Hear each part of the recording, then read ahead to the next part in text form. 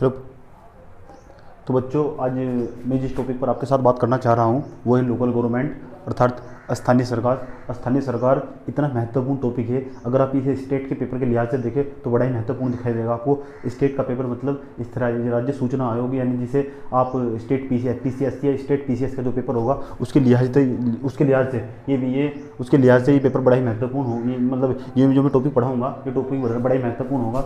और मेरा ऐसा मानना है, इसे पढ़ने के पश्चात आज का वीडियो थोड़ा लंबा हो सकता है, आज क्लास थोड़ी लंबी हो सकती है, लेकिन आप टेंशन मत लीजिएगा। आपको जो बोर्ड पे लिखा हुआ है उस पर ध्यान नहीं देना है। क्योंकि मैं आपको अलग से साइड में समझाऊंगा। उसके लिए मैं पहले अरेंजमेंट करूंगा किस तरह नोट्स बनाने हैं। लोकल गवर्नमेंट पढ़ने के पश्चात आपको कोई भी किताब पढ़ने की आवश्यकता नहीं है। कोई भी किताब पढ़ने की, अगर आप किताब पढ़ना चाहते हैं, याद रखिए मैं यहाँ आपको जो पढ़ाऊँगा वो 20 से लेकर 80% तक का सिलेबस कवर कर दूंगा। आपको पढ़ना हो तो बुक पढ़ सकते हैं आप, वरना कोई ज़रूरत नहीं है। आज मैं आपको बताऊंगा कि सिविल सेवा परीक्षा में, यानी सिविल सेवा परीक्षा में लेकर ये जो स्टेट पीसीएससी का और सिविल सेवा का सबसे महत्वपूर्ण टॉपिक, यानी टॉपिक इतना इंपॉर्टेंट टॉपिक बना हुआ है, इससे लेकर आए दिन पेपर में सवाल पूछे जा रहे हैं।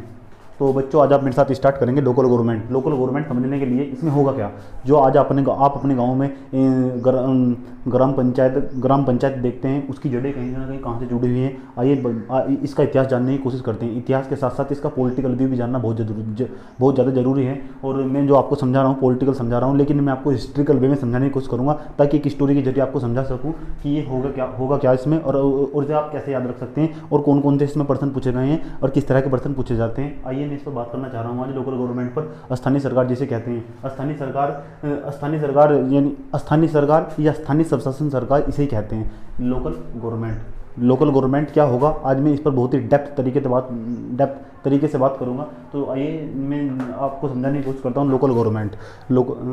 ये लगभग मेरा पॉलिटी पर 17वां या 18वां वीडियो होगा, लगभग मुझे मालूम नहीं 17वां वीडियो होगा। मैं उम्मीद करूँगा आप जितने भी वीडियो बारी से अब तक गए हैं उन्हें बार बार रिवाइज करके दोबारा देखिए, क्योंकि जो मैंने आपको लास्ट में ये टॉपिक पढ़ाया 18 के 18 वीडियो के अंदर, ये बहुत ही क्रिटिकल टॉपिक है। ये जो मैंने आपको समझाए हैं ये बहुत ही क्रिटिकल टॉपिक है, और मैंने आपको बहुत ही ईजी वे में समझाने की कोशिश की। आप किसी बुक से पढ़िएगा तो समझ में आने लगेगा कि हमें कितना अच्छा समझाया गया है। एक्चुअली आपका जो अल्टीमेट गोल होना चाहिए, मैं ऐसा मानता हूँ, केवल आपका जो अल्टीमेट गोल होना चाहिए समझने का होना चाहिए। आप कोई सी लैंग्वेज में समझ रहे हो, किसी भी बुक से समझ रहे हो, आप किसी भी टीचर से पढ़ रहे हो, अल्टीमेट गोल ओनली एक ही जो आपका लक्ष्य होना चाहिए। आप स्टूडेंट हो तो आपका एक ही लक्ष्य होना चाहिए, वो होना चाहिए टॉपिक को पढ़ते वक्त आपका कॉन्सेप्ट क्लियर होना चाहिए। मैं ऐसा मानता हूँ, इसलिए मैं आपको इजी वे में, यानी ग्राउंड लेवल पर समझाने की कोशिश करता हूँ। चीज़ों को मैं धरातल पर उतार कर ले आता हूँ, ताकि आपको इजी वे में समझा सकूँ। यही मेरा गोल है, यही मेरा लक्ष्य है, ताकि आप समझ सको कि चीज़ें इतनी आसान भी होती हैं। और आप जो मैं पढ़ाऊँगा, इसे पढ़ने के पश्चात आज आप सिविल सेवा के प्रश्न, यानी जो पेपर में आए हुए प्रश्न है, सिविल सेवा के प्रश्न पत्र में आए हुए प्रश्न है, वे भी हल करने की स्थिति में होंगे। आज जब मेरे साथ अगर आप पढ़ लेंगे तो वे प्रश्न भी आज आप हल करने की स्थिति में होंगे। आइए मैं स्टार्ट कर रहा हूँ लोकल गवर्नमेंट, यानी लोकल गवर्नमेंट स्थानीय स्वशासन, इसकी जड़ें कहाँ से जुड़ी हुई हैं। मैं आपको 7 क्वेश्चन भी बताकर चलूँगा, और आप कॉपी में नोट डाउन करते चलेंगे। किस तरह का प्रश्न बन सकता है, किस तरह का नहीं प्रश्न बन सकता है। जो लाइन आपको अच्छी लगी हो आप अपनी कॉपी में नोट कर लीजिएगा, वरना ये वीडियो तो है, वीडियो को बार बार देखने से भी आपका हो जाएगा। लेकिन आप एक ही बार अच्छा और सुंदर साफ सुथरा नोट्स बनाएंगे तो आपको अगली बार रिवीजन करने में भी आसानी होगी। अगर वीडियो डिलीट भी होता है, यूट्यूब से अगर वीडियो डिलीट भी हुआ, मेरा वीडियो डिलीट भी हुआ, तो आप अपने नोट से पढ़ने में सक्षम होंगे और कोई भी बुक पढ़ने में सक्षम होंगे। इसलिए मेरा आपसे रिक्वेस्ट है, आप 2 घंटे एक सब्जेक्ट को देते हुए अपने नोट्स में लगाएं। तो बच्चों, बात करते हैं किसकी, लोकल गवर्नमेंट की। What is local government. आप अपने गांव में एक ग्राम प्रधान देखते होंगे, उसके ऊपर जो देखते होंगे जिला पंचायत देखते होंगे, उसके नीचे जिला पंचायत के नीचे जो होता है बीडीसी, जिसे पंचायत समिति बोलते हैं। उसके पश्चात आपने देखा होगा मेंबर। इस तरह का ये कॉन्सेप्ट पहली बार आया कहाँ से, आपको पता होना चाहिए। ये जो कॉन्सेप्ट है गांव में आपको दिखाई देता है कि ग्राम प्रधान होगा गांव का, उसके ऊपर जो होगा बीडीसी होगा, बीडीसी के ऊपर जो होगा वो हमारा जिला पंचायत होगा, जिला पंचायत के ऊपर चेयरमैन होगा। ये कॉन्सेप्ट आया कहाँ से, इसकी जड़ें कहाँ से जुड़ी हुई हैं, आइए जानते हैं। इसे समझाने के लिए, इस टॉपिक को समझाने के लिए मैं आज जिस एक एक्ट का जिक्र करना चाह रहा हूँ, वो एक्ट या अधिनियम वो अंग्रेजी हुकूमत से जुड़ा हुआ है, और मैंने आपको उसके बारे में कई बार चर्चाएं की हैं। आज मैं उसे थोड़ा सा उसका टच करने की कोशिश करूँगा। क्योंकि इसकी जड़ें जो आप लोकल गवर्नमेंट देखते हैं, जो भी मैंने आपको समझाया थोड़ी देर पहले कि लोकल गवर्नमेंट यानी लोकल का मतलब आपके लोकल एरिया के अंदर जो गवर्नमेंट चल रही है, सरकार चल रही है, ग्राम पंचायत का गठन दिखाई देगा आपको। इसकी जड़ें कहाँ से जुड़ी हुई हैं, इसे समझाने के लिए मैं एक एक्ट का जिक्र करना चाहूँगा। वो एक्ट कौन सा है, आइए समझाने की कोशिश करता हूँ। जब हमारे पास अंग्रेजी हुकूमत थी, जब हम औपनिवेशिक सत्ता स्थापित थी यहाँ पर, हम ब्रिटेन के उपनिवेश थे, तो तब कंपनी के द्वारा, कंपनी ना कहते हुए आप ऐसे कह सकते हैं क्राउन ताज के द्वारा, ब्रिटिश ताज के द्वारा एक एक्ट लाए जाते थे, यानी यहाँ का प्रशासन इंग्लैंड के द्वारा चला जाता था। तब 5-5 या 10-10, 20-20 साल के लिए एक्ट आते थे। तो तब भी 1919 में जब प्रथम विश्व युद्ध खत्म हुआ, तब उस युद्ध के पश्चात भारत शासन अधिनियम 1919 लाया गया, the government of India act 1919 ये लाया गया। इसकी जड़ें जो स्थानीय स्वशासन, आज आप देखते हैं स्थानीय स्वशासन या लोकल गवर्नमेंट, इसकी जड़ें भारत शासन अधिनियम 1919 से जुड़ी हुई हैं, क्योंकि भारत तो 15 अगस्त 1947 को आज़ाद हुआ था। तो जो आप आज वर्तमान समय में लोकल गवर्नमेंट देखते हैं, उसकी जड़ें कहीं ना कहीं भारत शासन अधिनियम 1919 से जुड़ी हुई है। उस समय भारत का गवर्नर जनरल लॉर्ड रिपन हुआ करता था। ये पॉइंट आपको पता होना चाहिए और ये बहुत ही ज़रूरी है। और मैं आपको क्या समझाने की कोशिश करूँगा, चलिए तो आप इसे नोट्स में मेंशन कर सकते हैं, लेकिन आपको बताऊं, देखना अच्छे तरीके। हमारे यहाँ भारत के अंदर आपको एक तो सेंटर दिखाई देगा, और एक दिखाई देगा स्टेट, सेंटर और स्टेट के मध्य शक्तियों का अलग अलग विभाजन दिखाई देगा, डिस्ट्रीब्यूशन ऑफ पावर दिखाई देगा। सेंटर, और आपको पता होना चाहिए सेंटर के पास स्टेट की अपेक्षा ज़्यादा शक्तियाँ प्रदान की गई है। ये किस नियम के द्वारा, भारत शासन अधिनियम 1919 के द्वारा। लेकिन मैं आपको ये समझा नहीं रहा हूँ, लेकिन मैं आपको बताऊँ यहाँ, तो आपको जो गवर्नमेंट दिखाई देगी वह द्विस्तरीय दिखाई देगी। अगर आप देखें औपचारिक रूप से देखें तो हमारे यहाँ जो स्तर दिखाई देगा गवर्नमेंट का, two tier government, that's mean number first centre, number second state, वो दिखाई देंगे आपको। एक तो केंद्र और एक राज्य दिखाई देगा अभी वर्तमान समय में भी। लेकिन अगर लोकतंत्र को धरातल तक उतारना है तो हमें डेमोक्रेसी को धरातल तक उतारने के लिए आपको कि लोकल में भी गवर्नमेंट बनानी होगी। यही कारण होगा कि आगे जाके यानी 1919 में एक कॉन्सेप्ट दिया गया, अपनाया नहीं गया, एक कॉन्सेप्ट लेके आए, वो था लोकल गवर्नमेंट का। पहले देखिए, आइए जान लेते हैं। इन्होंने कहा कि एक सेंटर गवर्नमेंट होगी, एक स्टेट गवर्नमेंट होगी, उसके नीचे लोकल गवर्नमेंट होगी। लेकिन ऐसा करना पॉसिबल नहीं था, उस टाइम अंग्रेजी हुकूमत थी।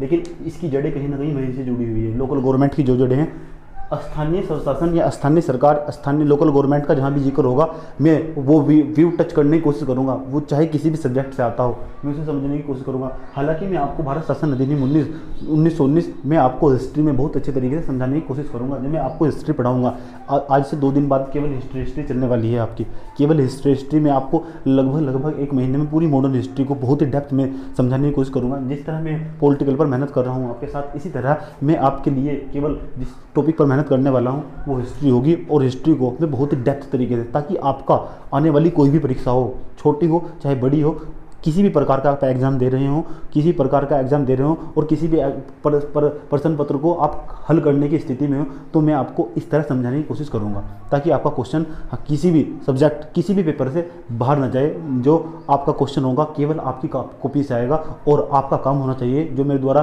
बनाए गए नोट्स होंगे, मेरे द्वारा बनवाए गए नोट्स होंगे, आप उनका मल्टीपल रिवाइज करेंगे। आप कोई भी बुक नहीं पढ़ेंगे, मैं आपसे रिक्वेस्ट करता हूँ। क्यों, ये मैं बताऊँगा। बुक पढ़ने के आपको फ़ायदे और क्या नुकसान हो सकते हैं, और बुक कब पढ़नी है और बुक आपको कब पढ़नी है, ये मैं बताऊंगा। तो बच्चों आज तो हमारे यहाँ central government, state government, local government का प्रावधान जिस अधिनियम के द्वारा दिखाई देता है, वो अधिनियम भारत शासन अधिनियम 1919, यानी भारत शासन अधिनियम 1919 को मॉन्टेस्क्यू चेम्सफोर्ड अधिनियम के नाम से जानते हैं। भारत शासन अधिनियम 19 को मॉन्टेस्क्यू चेम्सफोर्ड अधिनियम के नाम से जानते हैं। आप ऐसे भी कह सकते हैं मॉन्टेस्क्यू चेम्सफोर्ड अधिनियम के द्वारा लोकल गवर्नमेंट का प्रावधान दिखाई देता है, जिसकी जड़ें भारत शासन अधिनियम 19, लोकल गवर्नमेंट की जड़ें भारत शासन अधिनियम 1919 से जुड़ी हुई है। मॉन्टेस्क्यू चेम्सफोर्ड अधिनियम मतलब कानून। उसके पश्चात आइए चलते हैं। तो क्या हुआ उस समय भारत का गवर्नर जनरल कौन था? तो लॉर्ड रिपन। तो लॉर्ड रिपन से इसकी जड़ें जुड़ी हुई हैं। आपसे प्रश्न सीधा पूछ सकता है हमारे यहाँ किस तरह भारत शासन अधिनियम के संदर्भ में निम्नलिखित कथनों पर विचार कीजिए। भारत शासन अधिनियम के संदर्भ में निम्नलिखित कथनों पर विचार कीजिए। फर्स्ट ऑप्शन, इस समय भारत का गवर्नर जनरल विलियम हॉकिंस था। तो आपको पता होना चाहिए विलियम हॉकिंस तो है ही नहीं। कौन था? लॉर्ड रिपन था। तो इस तरह के प्रश्न दिखा देंगे। दूसरा स्टेटमेंट आपको दिखा देगा इस समय थ्री टायर गवर्नमेंट को अपनाया गया था। त्रिस्तरीय शासन को अपनाया गया था। तो आप कहोगे हाँ, केवल 2 आंसर सही होगा। इस तरह के आपको क्वेश्चन दिखा देंगे। क्वेश्चन इतने डिफिकल्ट और क्रिटिकल नहीं होंगे। एक बार आप समझिए तो एग्जाम आपका कोई सा भी हो, मेरा जो पढ़ाने का लेवल होगा वो 0 से 100 तक ले जाने का होगा। जितना मेरा ज्ञान होगा मैं आपके साथ बांटने की कोशिश करूंगा। जहाँ तक मेरा दिमाग काम करेगा वहाँ तक बांटने की कोशिश करूंगा। हालांकि मैं गूगल सर्च करके और याहू तक सर्च करके जितना भी हो सकता है नेट का यूज़ करके, यूट्यूब का भी सर्च करके मैं सब लिख देता हूँ यहाँ पर, ताकि आपको समझाने की कोशिश करूँ। कुछ ऐसा नया फैक्ट तो नहीं आया, लेकिन आप देखोगे लगभग इतना डिटेल से आपको किसी भी चैनल पर नहीं दिखाई देगा। हो तो बताना मुझे। तो आप जो गवर्नमेंट आप देखते हो यहाँ,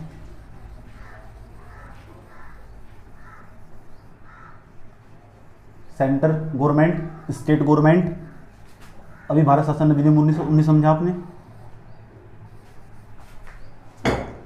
तो मॉन्टेस्क्यू चेम्सफोर्ड अधिनियम था। इसके तहत यह कहा गया कि ये आपका central government that is a state government and local government, इसके द्वारा कहा गया कि अगर आपको लोगों का उत्थान और कल्याण सुनिश्चित करना होगा तो इसके लिए आपको केंद्र और राज्यों के मध्य शक्तियों का विकेंद्रीकरण करना होगा, डिसेंट्रलाइजेशन करना होगा, ताकि सरकार के द्वारा बनाई गई योजनाएं और अधिनियम को धरातल तक पहुंचाया जा सके, ग्राउंड लेवल तक पहुंचाया जा सके। इसलिए मॉन्टेस्क्यू चेम्सफोर्ड अधिनियम के तहत इस तरह का प्रावधान किया गया। लेकिन ऐसा हुआ कुछ नहीं। ये केवल इस तरह के अधिनियम लोगों को खुश करने के लिए लाए जाते थे, समझे। ये इस बात में कोई दो राय नहीं है कि अंग्रेजी सत्ता ने हमारा शोषण किया है, और वो भी बहुत बुरी मात्रा में।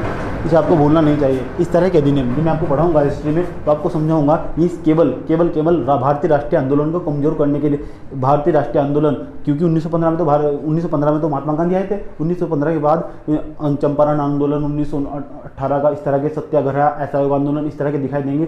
तो इन्हें शांत करने के लिए, लोगों को खुश करने के लिए जो अधिनियम बनाए जाते थे उसमें इस तरह का प्रावधान किया जाता था। चलिए अब बात करते हैं। अभी हमने आपको बताया थ्री टायर गवर्नमेंट यानी त्रिस्तरीय पंचायत या ग्राम सभा का जो गठन था, थ्री टायर गवर्नमेंट, इसकी जड़ें कहाँ से जुड़ी हुई है? भारत शासन अधिनियम 1919। इतना ही डेप्थ में आपको समझना होगा। मैं ऐसा मानता हूँ इतना डेप्थ में आपको कभी कोई सी बुक में भी नहीं मिलेगा। जब आप थ्री टायर गवर्नमेंट पढ़ेंगे इतना डेप्थ में आपको किसी बुक में नहीं मिलेगा, अच्छी बुक में मिल जाएगा। अब आप सोचते हो कि मैंने कहाँ से पढ़ा? आपकी जानकारी के लिए बताऊं दोस्तों, मेरा जो माइंड जो होगा, जहाँ तक काम कर रहा होगा, जितना मैं सोच सकता हूँ मैं यहाँ लिख सकता हूँ, और इतना ही मैं आपको समझा सकता हूँ। चलिए अब भारत आज़ाद हुआ 15 अगस्त 1947 को। तो भारत आज़ाद होने के वक्त तो भारत के अंदर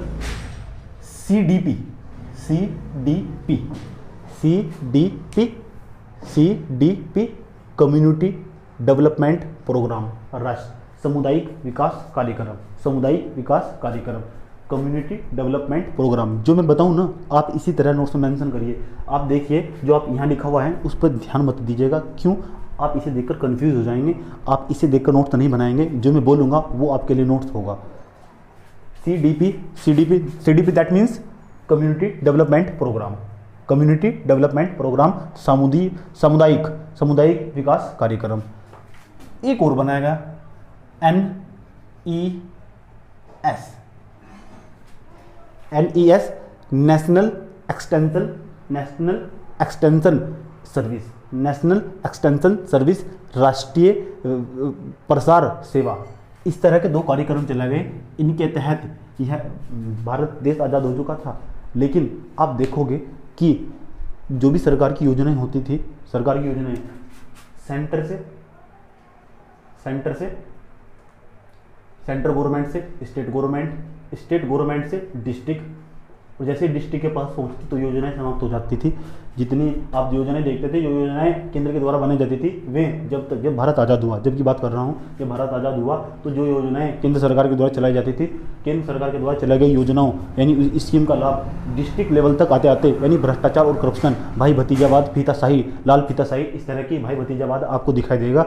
इस तरह सरकार ने सोचा प्रॉब्लम कहाँ है, इसलिए इन दो कार्यक्रम या आप ऐसे कह सकते हैं 2 समितियों का निर्माण किया गया, CDP-NES, ताकि यह पता किया जा सके कि क्यों लोगों का उत्थान सुनिश्चित नहीं हो पा रहा है। इसलिए 2 योजनाओं यानी 2 कार्यक्रमों का आयोजन किया गया, CDP-NES।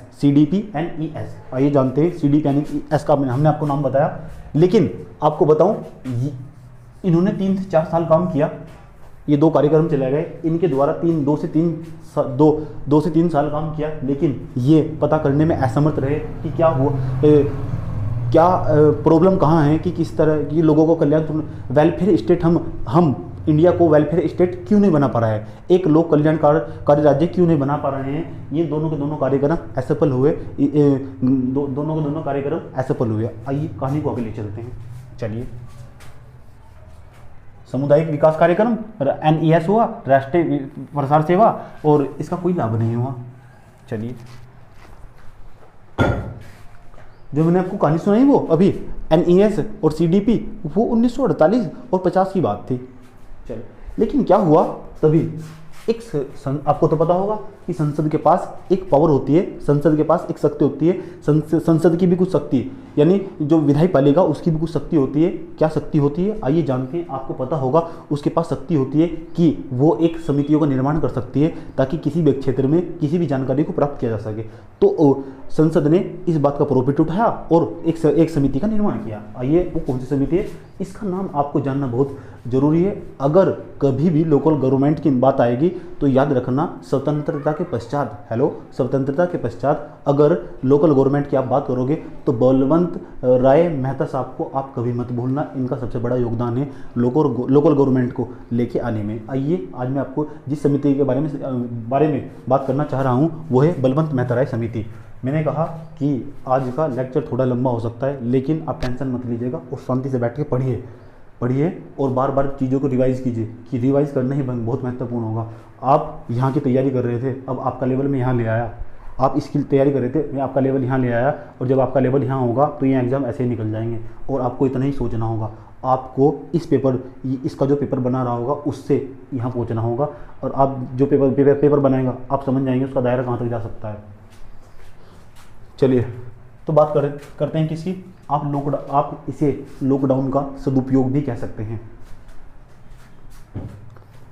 हाँ तो बच्चों बात करते हैं किसकी, समय था 1957 का, समय था 1957 का, और वो भी नवंबर 1927 नवंबर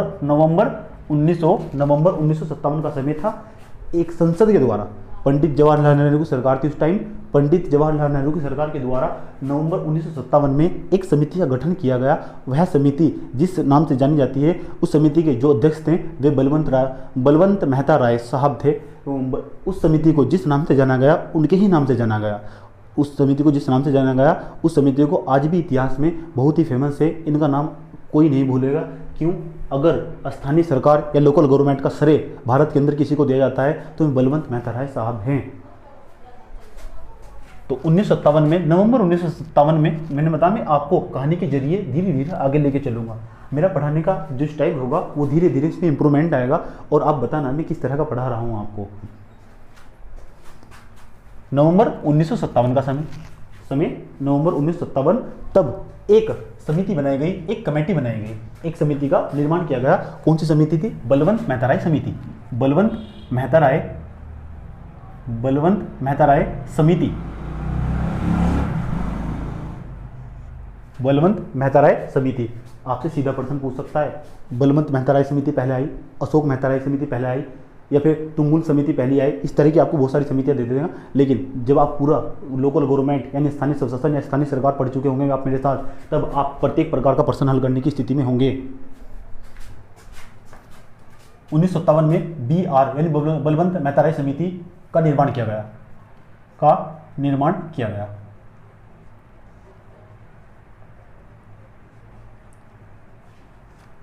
पंडित जवाहरलाल नेहरू की सरकार थी। आपको बताऊं, पंडित जवाहरलाल नेहरू की सरकार उस टाइम, उस समय, उस वक्त एक अंतरिम सरकार मानी जाती है।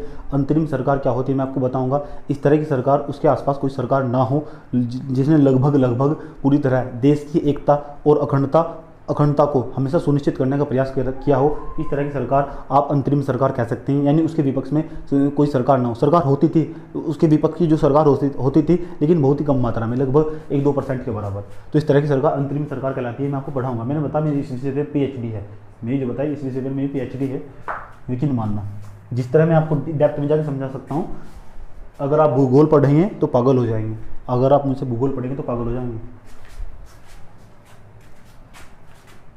तो बलवंत मेहता राय समिति, बलवंत मेहता राय कमेटी, कब? नवंबर 1957। डेट भी आपको याद रखनी है। इसमें क्या कहा गया आइए जानते हैं।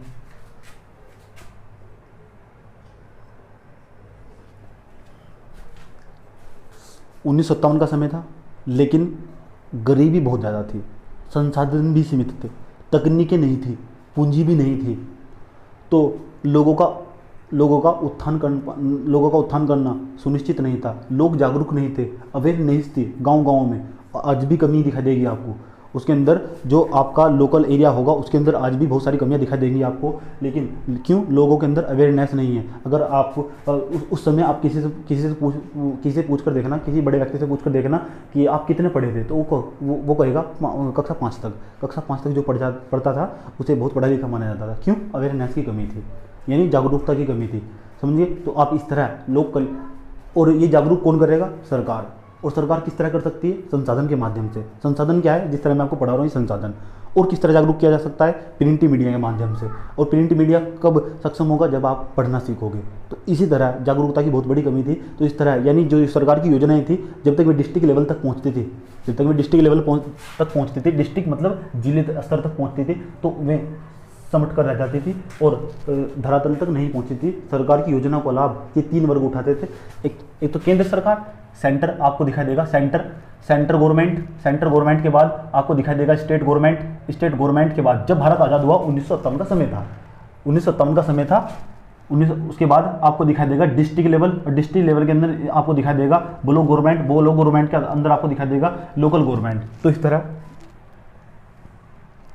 बस सेंटर गवर्नमेंट और स्टेट गवर्नमेंट, सेंटर गवर्नमेंट और स्टेट गवर्नमेंट आपको पता होना चाहिए।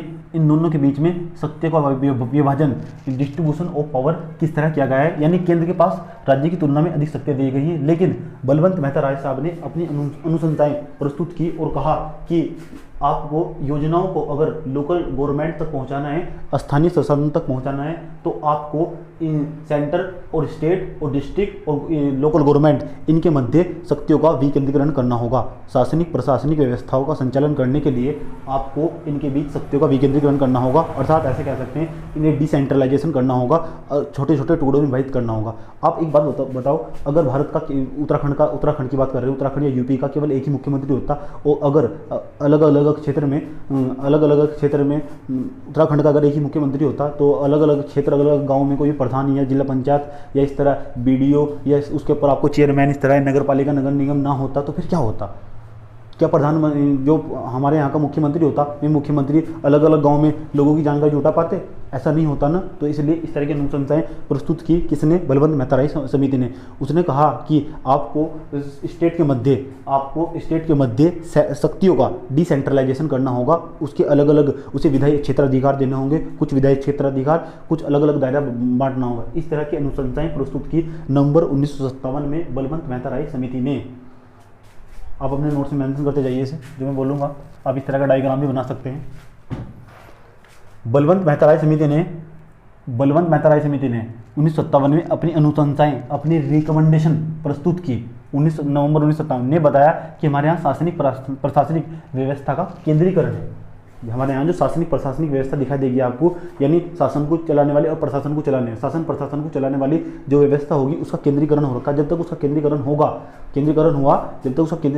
तब तक आप किसी भी सरकार की योजनाओं को, केंद्र सरकार के द्वारा बनाई योजना को तब तक आप धरातल पर नहीं पहुंचा सकते। क्यों? तब तक ये केंद्रीकरण नहीं टूटेगा। जब तक इसका विकेंद्रीकरण नहीं होगा, तब तक आप सरकार की योजनाएं धरातल तक नहीं पहुंचा सकते। ये कहा गया बलवंत मेहता राय समिति के द्वारा। किसके द्वारा? बलवंत मेहता राय समिति के द्वारा। कहानी को आगे ले चलते हैं।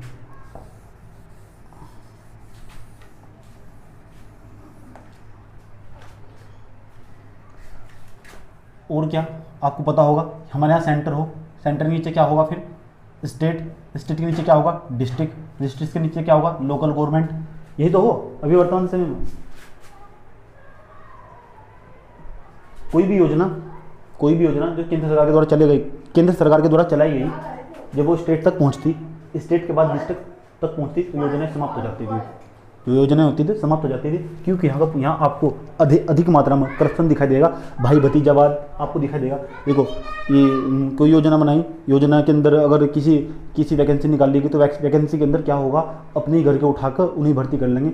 आपने अक्सर सुना होगा पुराने आदमी कहते हुए, उसकी जॉब लग गई वो दूसरे को भी लगा देगा, उसकी जॉब लग गई वो अपने भाई को भी लगा इस तरह। तो ये मानसिकता की तो कमी आज तक। लेकिन हमारी जो डेमोक्रेसी आपको इस बात की इजाज़त नहीं देती। हमारा लोकतंत्र अब आप मेरे साथ समझने लायक सक्षम हो गए। अब मैं जो लैंग्वेज होगी थोड़ी थोड़ी मैं अपनी बदलने की कोशिश करूँगा। मैं पहले आपको उसी लैंग्वेज में समझाता जिससे आप लैंग्वेज के थे, तो धीरे धीरे आप समझने की कोशिश करोगे। तो मैं अपना लैंग्वेज अलग चेंज करने की कोशिश करूँगा।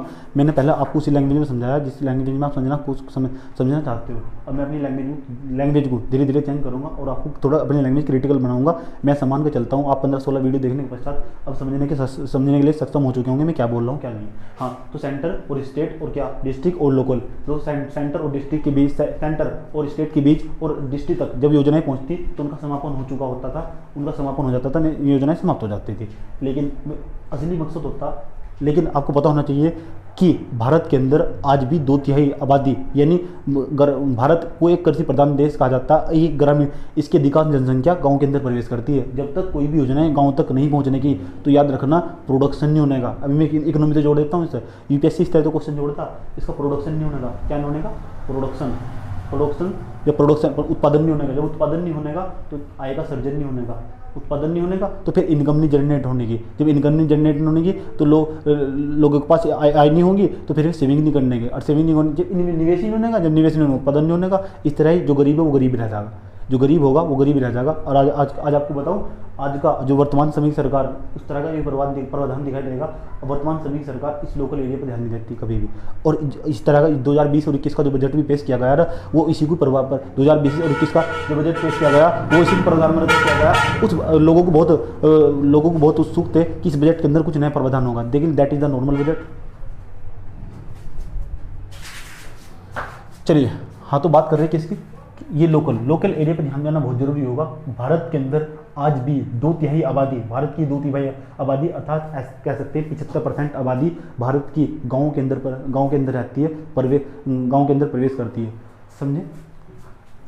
जब तक आप लोकल एरिया के अंदर आय का सृजन नहीं करोगे, उत्पादन नहीं करोगे, यानी रोजगार का सृजन नहीं करोगे, तब तक आप कभी भी एक वेलफेयर स्टेट का निर्माण नहीं कर सकते। ये मेरा मानना, समझे? और बलवंत राय मेहता साहब, जो मेरा मानना, बलवंत मेहता राय साहब का भी मानना आपको यही दिखाई देगा काफी हद तक। समझिए, भावना इसकी वहीं से जुड़ी हुई।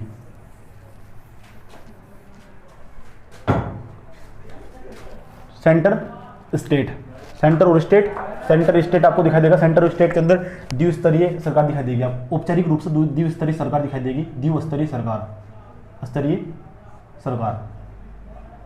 औपचारिक रूप से। लेकिन जो बलवंत मेहता राय साहब थे, इन्होंने क्या कहा? मेहता साहब बोलते हैं, मेहता साहब ने कहा कि जो आप ये सेंटर और स्टेट के मध्य जो ये गवर्नमेंट होती है ना, सेंटर और स्टेट, आपको इसके नीचे एक लोकल गवर्नमेंट का प्रावधान करना होगा। इस तरह की अनुशंसाएं प्रस्तुत की किसके द्वारा? बलवंत मेहता राय समिति के द्वारा। समझे? और उस टाइम पंडित जवाहरलाल नेहरू की सरकार थी, उसके सामने इस तरह संसद में पेश किया गया। उन कुछ दिनों तक काम किया और अपनी अनुशंसाएं प्रस्तुत की बलवंत मेहता राय समिति के द्वारा। समझे? सन इतना महत्वपूर्ण नहीं है जितना मैं आपको कॉन्सेप्ट बता रहा हूँ। आपको कॉन्सेप्ट ही समझना है। क्या क्या इसके द्वारा बताया गया कि एक लोकल गवर्नमेंट का प्रावधान करना होगा। लोकल गवर्नमेंट यानी स्थानीय, लोकल गवर्नमेंट का संबंध स्थानीय स्वशासन या स्थानीय सरकार से है। लोकल गवर्नमेंट का मतलब स्थानीय स्वशासन या स्थानीय सरकार से है। तो लोकल गवर्नमेंट का प्रावधान करना होगा, ऐसा कहा गया बलवंत मेहता राय समिति के द्वारा। चलिए कहानी को थोड़ा आगे ले चलते हैं। इसके द्वारा कहा गया, और आपको पता होगा इसके द्वारा कहा गया कि ग्राम पंचायत का गठन करना होगा। समय था 1959 का, समय था 1959 का। अब 1959 का समय था, 59 में ये कहा गया बलवंत मेहता राय समिति के द्वारा, बाद में 57 के बाद 1959 में बलवंत मेहता राय समिति के द्वारा ये कहा गया कि आपको, यानी केंद्र सरकार को ये कहा गया, ये अनुशंसाएं दी गई, अपनी रिकमेंडेशन प्रस्तुत की, ये कहा गया कि आपको लोकल गवर्नमेंट का प्रावधान करना होगा। Without local government are not making the welfare state of the India. Okay, आपको लोकल गवर्नमेंट का प्रावधान करना होगा, ऐसा कहा गया किसके द्वारा? बलवंत मेहता राय समिति के द्वारा। समझ रहे हैं ना आप? किस तरह मैं आपको समझाने की कोशिश कर रहा हूँ। कहीं ना कहीं ये जो मैं आपको समझाऊंगा ये आपकी भावनाओं से जुड़ी होंगी, बहुत ही व्यवहारिक चीज़ होगी। मैंने कहा एक बहुत ही व्यवहारिक सब्जेक्ट है, सब्जेक्ट कोई भी हो वो व्यवहारिक होगा। याद रखना, आप किसी भी एग्जाम की तैयारी कर रहे हो, आप हमेशा पब्लिक सर्वेंट होंगे, समझे? आपका जो गवर्नर भी होगा वो भी पब्लिक सर्वेंट होगा, प्रधानमंत्री भी होगा पब्लिक सर्वेंट होगा। लेकिन आपको बताऊं, जो हमारा लोकतंत्र आपको दिखाई देगा, लोकतंत्र हमारा इतना खूबसूरत है, शायद ही दुनिया में कहीं भी इतना खूबसूरत लोकतंत्र या डेमोक्रेसी आपको दिखाई देगी। जब आप पढ़ते जाओगे ना तो देखना आज भी लोकतंत्र को धरातल तक पहुंचने में हमारे यहाँ किसी भी व्यक्ति को आसपास पूछ लेना, किसी भी पढ़े लिखे व्यक्ति को, जो आप पढ़ रहे हैं, आपको छोड़िए, जो आसपास पड़ोस का व्यक्ति होगा उसके खुद के मौलिक अधिकार नहीं पता होंगे, अवेयरनेस नहीं है, अवेयरनेस ही नहीं होंगे। जो पढ़े लिखे उनके भी याद नहीं है, याद करते हैं तो किसके लिए? केवल किसके लिए? फंडामेंटल राइट्स पढ़ते हैं, डीपीएसपी पढ़ते हैं, आप फंडामेंटल ड्यूटीज़ पढ़ते हैं, आप किसके लिए? केवल एग्जाम के लिए। यही आपकी सबसे बड़ी समस्या, एक नॉर्मल चीज़ है, दैट इज़ द नॉर्मल, ठीक है? सीधा सीधा आपकी भावनाओं से जुड़ा हुआ, सिर्फ आपके लिए बनाया गया, समझे? लेकिन जब आप तो क्वेश्चन के लिए पढ़ते हो, ओके? तो क्या चीज़ जरूरी होगी भारत के अंदर, क्या चीज़ जरूरी होगी? तो याद रखना सब बच्चे कि लोकल गवर्नमेंट बहुत जरूरी होगी। ऐसा किसने कहा? बलवंत मेहता राय साहब ने कहा। कब कहा? 1959 में अपनी अनुशंसाएं प्रस्तुत की बलवंत मेहता राय समिति के द्वारा। चलिए आपको पता लग गया होगा अब। लेकिन आपको बताऊं, अगर आप डीपीएसपी पढ़े हों, और मैंने पढ़ाया हो आपको डीपीएसपी, राज्य के नीति निर्देशक तत्व जो 39 से लेकर 51A तक रखे गए हैं, उसके अंतर्गत अनुच्छेद 40 को देखो तो उसकी भावनाएं क्या झलकती है आपको देखना। अभी कापी खोल के देखना पीछे, अनुच्छेद 40 में क्या लिखा हुआ? अनुच्छेद 40 में ये तो लिखा हुआ, बलवंत मेहता राय साहब ने भी डॉक्टर BR अम्बेडकर का संविधान पढ़ा, तब तो जाकर उन्होंने इतनी अनुशंसाएं प्रस्तुत की।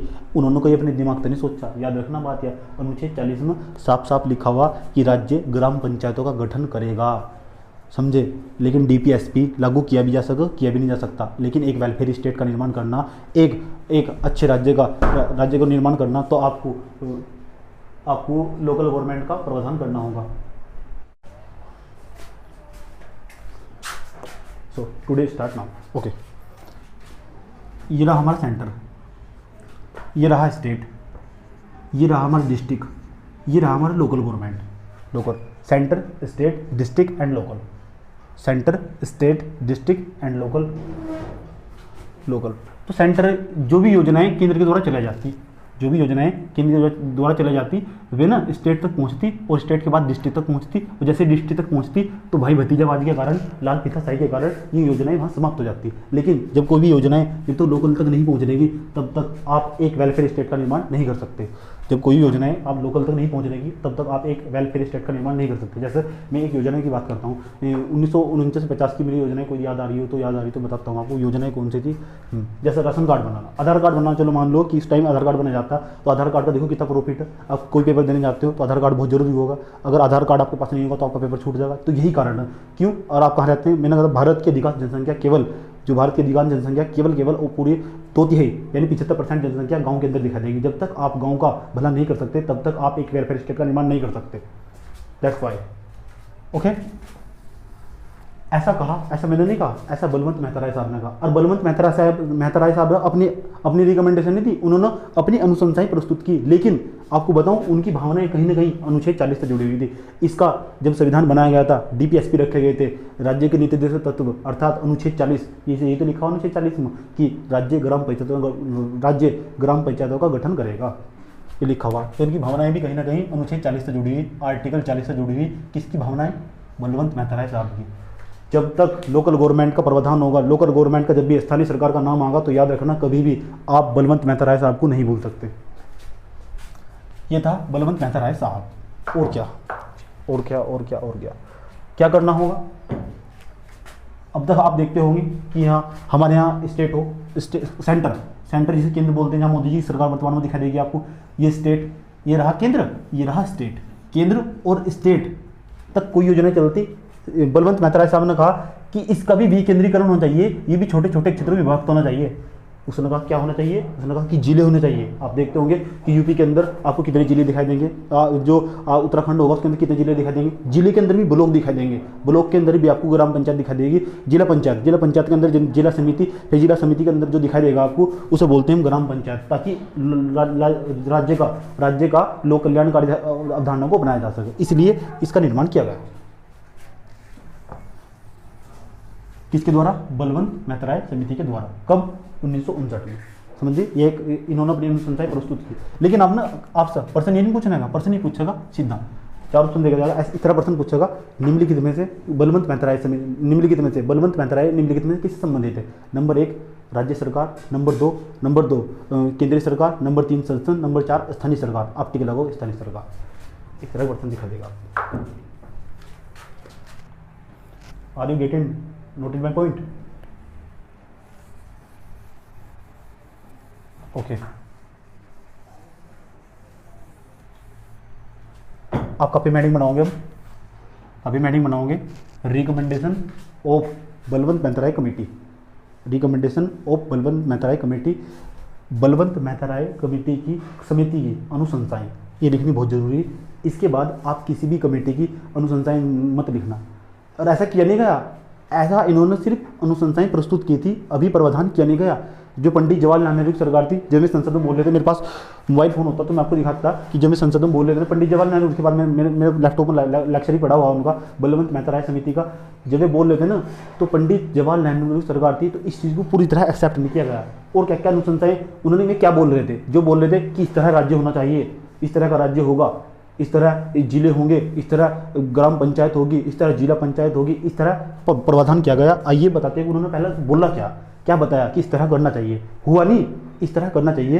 ठीक, होना अलग बात है, ठीक है, और मतलब बताना अलग बात है। चलिए बात करते हैं किसकी? अनुशंसाएं। तो कॉपी मैडिंग बनाओ, बलवंत मेहता राय समिति की अनुशंसाएं। आप कॉपी मैडिंग बनाओगे। फर्स्ट पॉइंट आपको इसके अंदर जो याद रखना होगा, समझ रहे हो? अभी समझ मारा? कोई सोच नहीं है?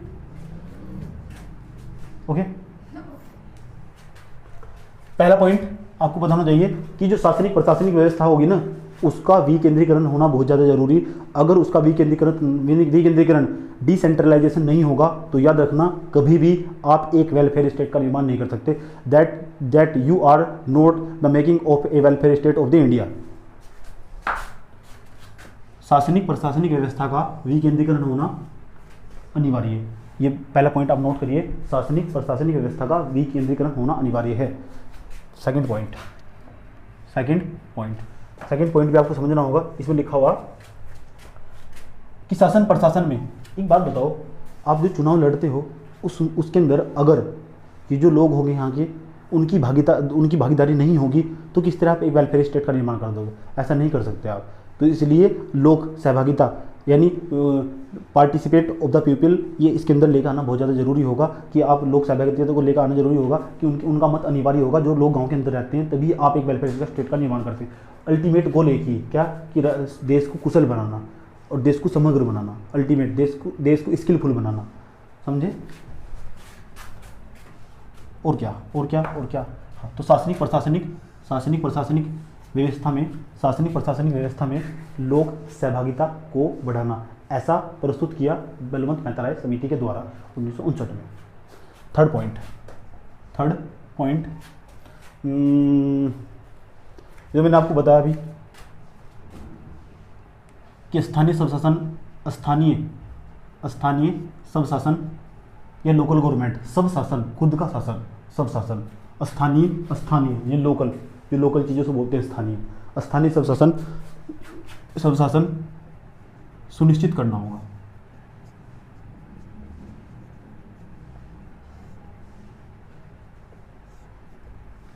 स्थानीय स्वशासन सुनिश्चित करना होगा। मैंने बताया तो आपको, जब तक आप, हमारा संविधान इतना खूबसूरत दिखाई देगा, पूरी दुनिया में सबसे बड़ा संविधान है, पूरी दुनिया का सबसे बड़ा संविधान है। कुछ लोग कहते हैं, अभी कुछ दिन पहले डॉक्टर बी आर अम्बेडकर का जन्मदिन था, तो उसका मैंने एक वीडियो देखा, उसके अंदर एक वीडियो कह रही थी कि पूरा संविधान कॉपी किया गया। लेकिन आपकी जानकारी के लिए बताऊं, इतना बड़ा संविधान कॉपी करना, आपको उसे पढ़ना, उस कॉपी करे हुए संविधान को आप पढ़ के दिखा दो। लड़की की उम्र लगभग 18 साल होगी। एक सोशल मीडिया का वीडियो देखा, ठीक है, बोलने से पहले सोच तो लेती क्या बोल रही। जो अब आज सोशल मीडिया पे आकर टपर टपर बोल ली ना, वो बोलने का अधिकार भी डॉक्टर बी आर अम्बेडकर के द्वारा दिया गया। महिलाओं के उस उत्थान के लिए सबसे पहले जो आवाज़ उठाई थी, डॉक्टर बी आर अम्बेडकर ने उठाई थी। इन लड़कियों को, औरतों को मत देने का भी अधिकार नहीं आता, वो भी उनके संविधान के तहत ही बोल रही। जो बोलने की आज़ादी दी गई, आर्टिकल 19 में ऐसा लिखा हुआ, पहले पढ़ फिर बोलना।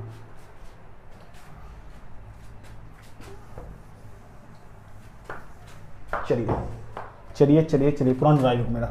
चलिए नंबर चार, ग्राम पंचायतों का गठन करना होगा। ये तो मैंने आपको बताया अभी, ग्राम पंचायतों का गठन करना होगा।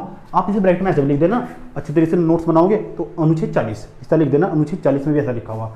ऐसा बलवंत राय मेहता कमेटी ने प्रस्तुत किया। और क्या कहा गया, आइए चलते हैं।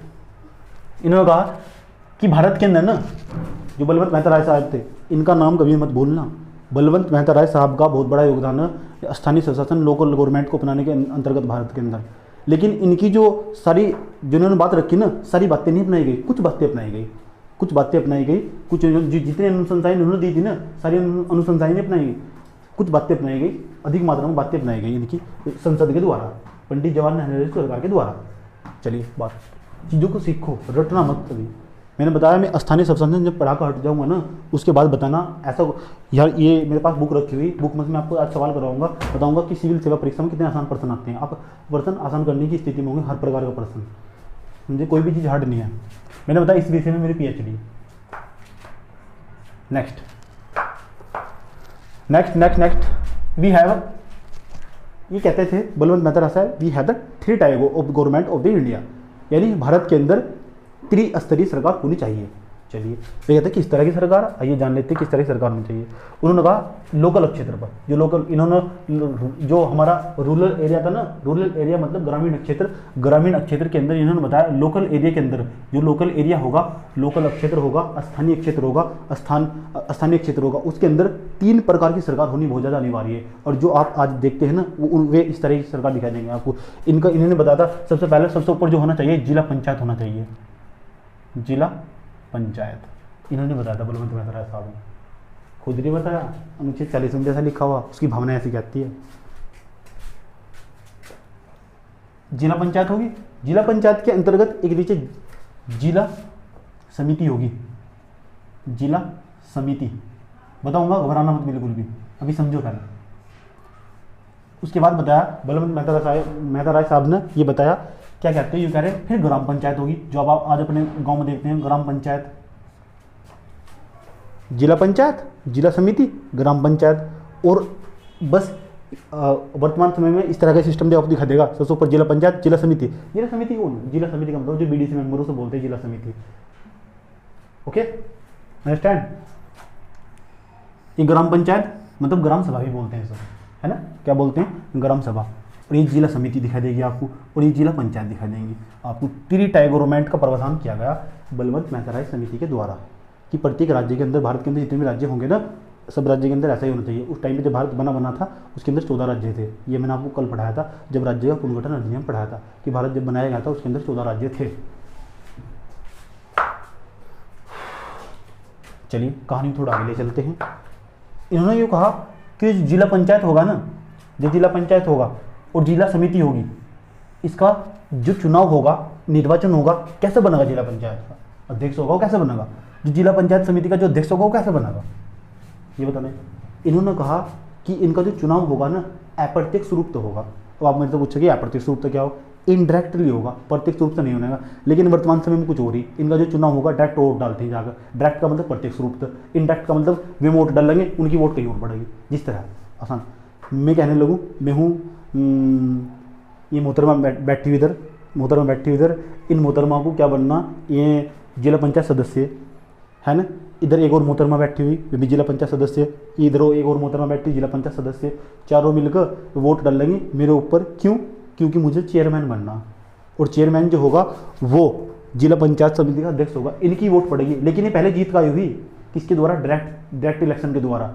ये जब जीतती थी ना तो इनके डायरेक्ट चुनाव हुआ था, समझे। तो अब ये वोट चल रही मेरे लिए, तो याद रखना जो मेरा चुनाव हो रहा है ना वो अप्रत्यक्ष रूप से हो रहा है, उनका चुनाव अप्रत्यक्ष रूप से नहीं हुआ, इसे बोलते हैं अप्रत्यक्ष रूप से चुनाव, यानी मेरी वोट कोई और डालता हो, समझे। इस तरह जिस तरह राज्यसभा के जो सदस्य चुने जाते हैं वे राष्ट्रपति, जिस तरह राष्ट्रपति का चुनाव होता है ना, राष्ट्रपति का जो चुनाव होगा, निर्वाचन होगा, राष्ट्रपति निर्वाचन होगा, वो भी अप्रत्यक्ष रूप से होता है भारत के अंदर, समझे। तो इस तरह आपको पता होना चाहिए। और ये हमारे यहाँ तो parliament government, we have not the presidential government in India, वो तो अमेरिका के अंदर दिखाई देगी आपको, जो प्रेसिडेंशियल गवर्नमेंट होगी वो अमेरिका के अंदर दिखाई देगी। यहाँ आपको जो दिखाई देगी वह केवल क्या होगी, ये पार्लियामेंट गवर्नमेंट संसदात्मक प्रकार की सरकार दिखाई देगी। और संसदात्मक प्रकार की जो सरकार होगी, पार्लियामेंट गवर्नमेंट होगी, इसकी खूबसूरती होगी, इंग्लैंड से ली गई है, इसकी खूबसूरती होगी इसके अंदर अगर इसे रीजनल एरिया पर ध्यान देना चाहिए, राष्ट्र पर नहीं ध्यान देना चाहिए। जब तक राष्ट्र कब बनेगा, राष्ट्र हमेशा लोगों से मिलकर बनेगा। लोग कहाँ रहते हैं, गांव के अंदर रहते हैं, और सरकार को किस चीज़ पर ध्यान देना की आवश्यकता, रीजनल एरिया पर। लेकिन वर्तमान समय में जब 2014 से लेकर 2019 या 20 का समय चल रहा है ना, 2020 का समय चल रहा है, अब तक इस सरकार ने, जो आपकी वर्तमान सरकार है, इसने रीजनल एरिया पर कोई ध्यान नहीं दिया। क्यों? ताकि लोग जागरूक हो जाए, और जागरूक होंगे तो राजनीति में भागीदारी लेंगे, और राजनीति में भागीदारी लेंगे तो एजुकेटेड होंगे, और एजुकेटेड होंगे तो फिर इनका पत्ता साफ करेंगे, इनका आवाज़ उठा कर मांगेंगे, बताओ तुमने क्या करा 5 साल के अंदर। ये समस्या खड़ी हो रही है यहाँ हम लोग। मतलब यहाँ पढ़े लिखे लोगों तो बात करो तो ऐसा लगा कि नहीं पढ़ता तो बेहतर था, है नहीं। पढ़े लिखे लोगों तो बात करो, तो अनपढ़ वाली बात करो, इसे बात करके ऐसा पता नहीं पढ़ता तो तू बेहतर था भाई। पुराना डायलॉग मेरा, समझ रहे हैं आप भी? ओके, समझ में नहीं आया? थोड़ा थोड़ा कुछ तो समझ में आ रहा होगा। ये कहा बलवंत मेहता राय साहब ने, और क्या इन्होंने कहा कि जो जिला पंचायत होगी, और ऐसा होता नहीं, जिला पंचायत और जिला समिति होगी, उसका जो चुनाव होगा वो अप्रत्यक्ष रूप से होगा। जो ग्राम प्रधान होगा या ग्राम पंचायत होगा, उसका जो चुनाव होगा वो प्रत्यक्ष रूप से होगा। प्रत्यक्ष अप्रत्यक्ष समझिए होंगे आप, मैंने भी पहले भी इस टर्मिनोलॉजी को कई बार यूज़ किया हुआ, डायरेक्ट एंड इनडायरेक्ट। चलिए कहानी को थोड़ा आगे ले चलते हैं।